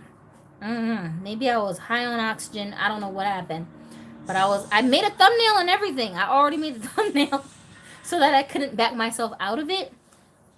So this is my way of further ensuring that I go through with this challenge of narrowing it down, because I'm like dreading doing it, by actually telling you guys before I even post the thumbnail that it's coming. You feel me? Because I know some of y'all is going to be like, so whatever happened to that discussion topic, huh? Remember when you said you was going to show us your top 10? What happened, Gypsy? We waiting, Gypsy. Where they at, Gypsy? Somebody has to hold me accountable, thank you.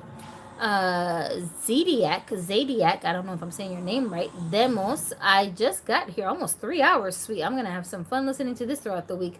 Oh, that's a good idea. Oh, is that what y'all be doing? Because I was wondering who the hell's watching these long ass streams. Because when I be done here, like the next day it'll be like hundreds of people have watched it, and I'm like, why what are you watching? Why? Right? But that makes sense. You can just turn it on and lose yourself for a couple of hours doing stuff with your dolls, customizing. Just a little bit, just enough so that this piece right here is open. See? 2 minutes. Yeah, and like cleaning their house, folding up laundry, customizing their dolls, rearranging their dolls, driving. I don't know. Whatever it is that you're doing on your breakout work. I can see how people are getting whatever they're getting out of these conversations and kind of breaking them up into little parts. So that's good. If you guys are getting value out of them, then that's what's up. I just don't like to go over a certain amount of time because I feel like I'm not trying to hold you hostage. I know y'all busy, y'all got things to do, but like we having a conversation about these things because I don't got no real life friends that I can talk about doll stuff with. Adonis don't count because he's not really a doll collector. He just supports my collecting, but like I can't get this detailed and in depth talking to him because all he gonna do is be like, word, yep, yeah, I feel you. Oh, okay, Oh, say word, yeah. She looked like a deer caught in headlights, huh? Yeah, I see it. I see it. That's okay. This is not a well-rounded conversation. I ain't getting no feedback. You know what I mean? Is Vera one of them? Is Vera one of my favorites? Why you gotta do that, yo? Why are you doing that, huh? Why you do that, for?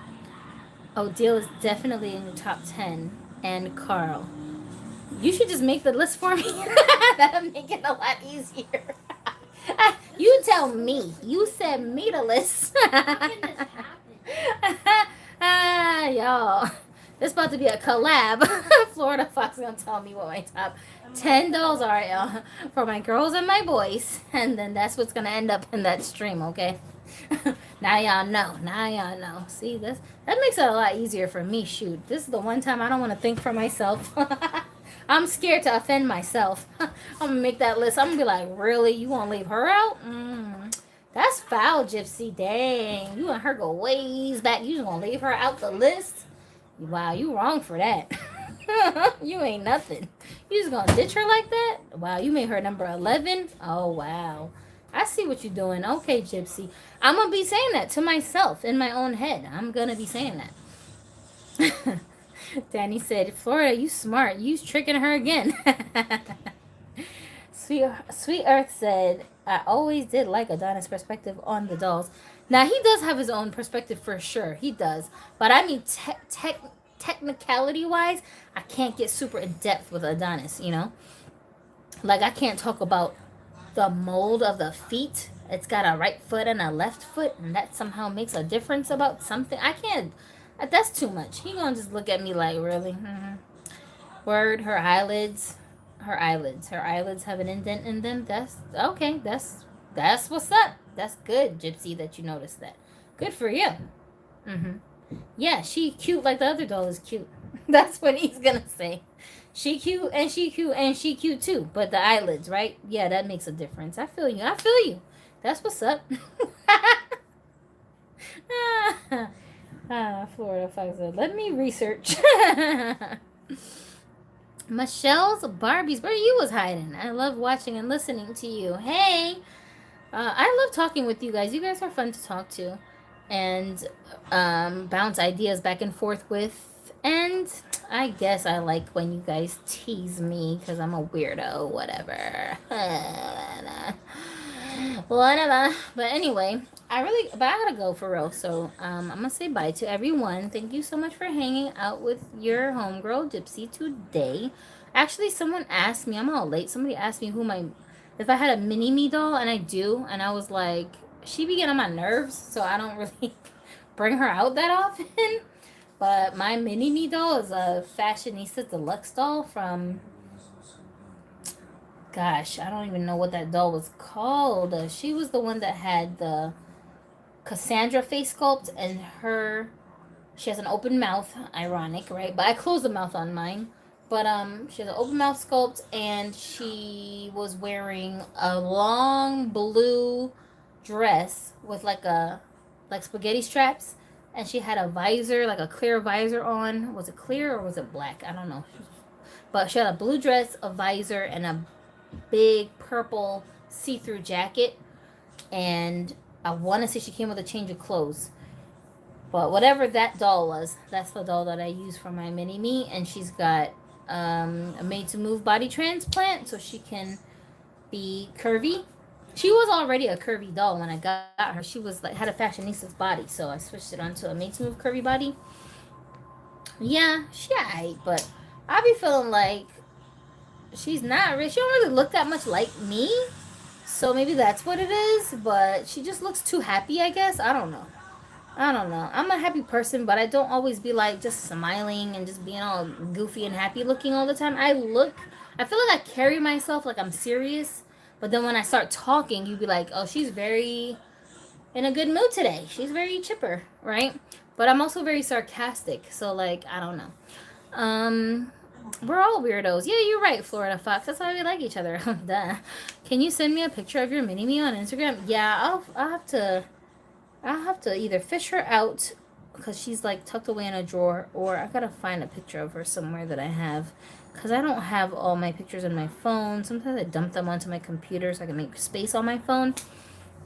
Or the opposite problem, I'll have thousands of pictures saved in my phone that I have to scroll through, and it will take me like 3 years to get to the part where I'm looking for this one picture at. Ugh, so extra.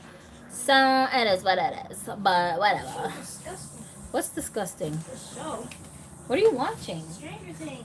Oh, well, you keep watching it, so it's not that disgusting. You must like disgusting things. Okay. It's just cool. Yeah? Lippy's like that. You should become It's a juicy a, show. Damn. it's a juicy, she says a juicy show, whatever that means.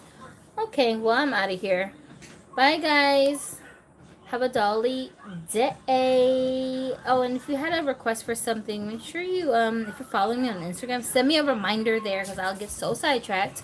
Because I be getting sidetracked, because I got a billion things going on when I turn this camera off. Like, you don't understand. My day is very jam-packed, because there's always people in my face, and I have to interact with them. So, sometimes I'll forget. Somebody will ask me a question. I'll be like, yeah, okay, let's do that, and then I'll forget. So, send me a message or comment on my other platforms to remind me of stuff that we're supposed to be doing.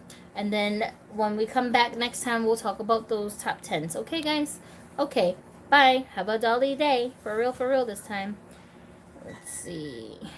We're going to go here. We're going to go here.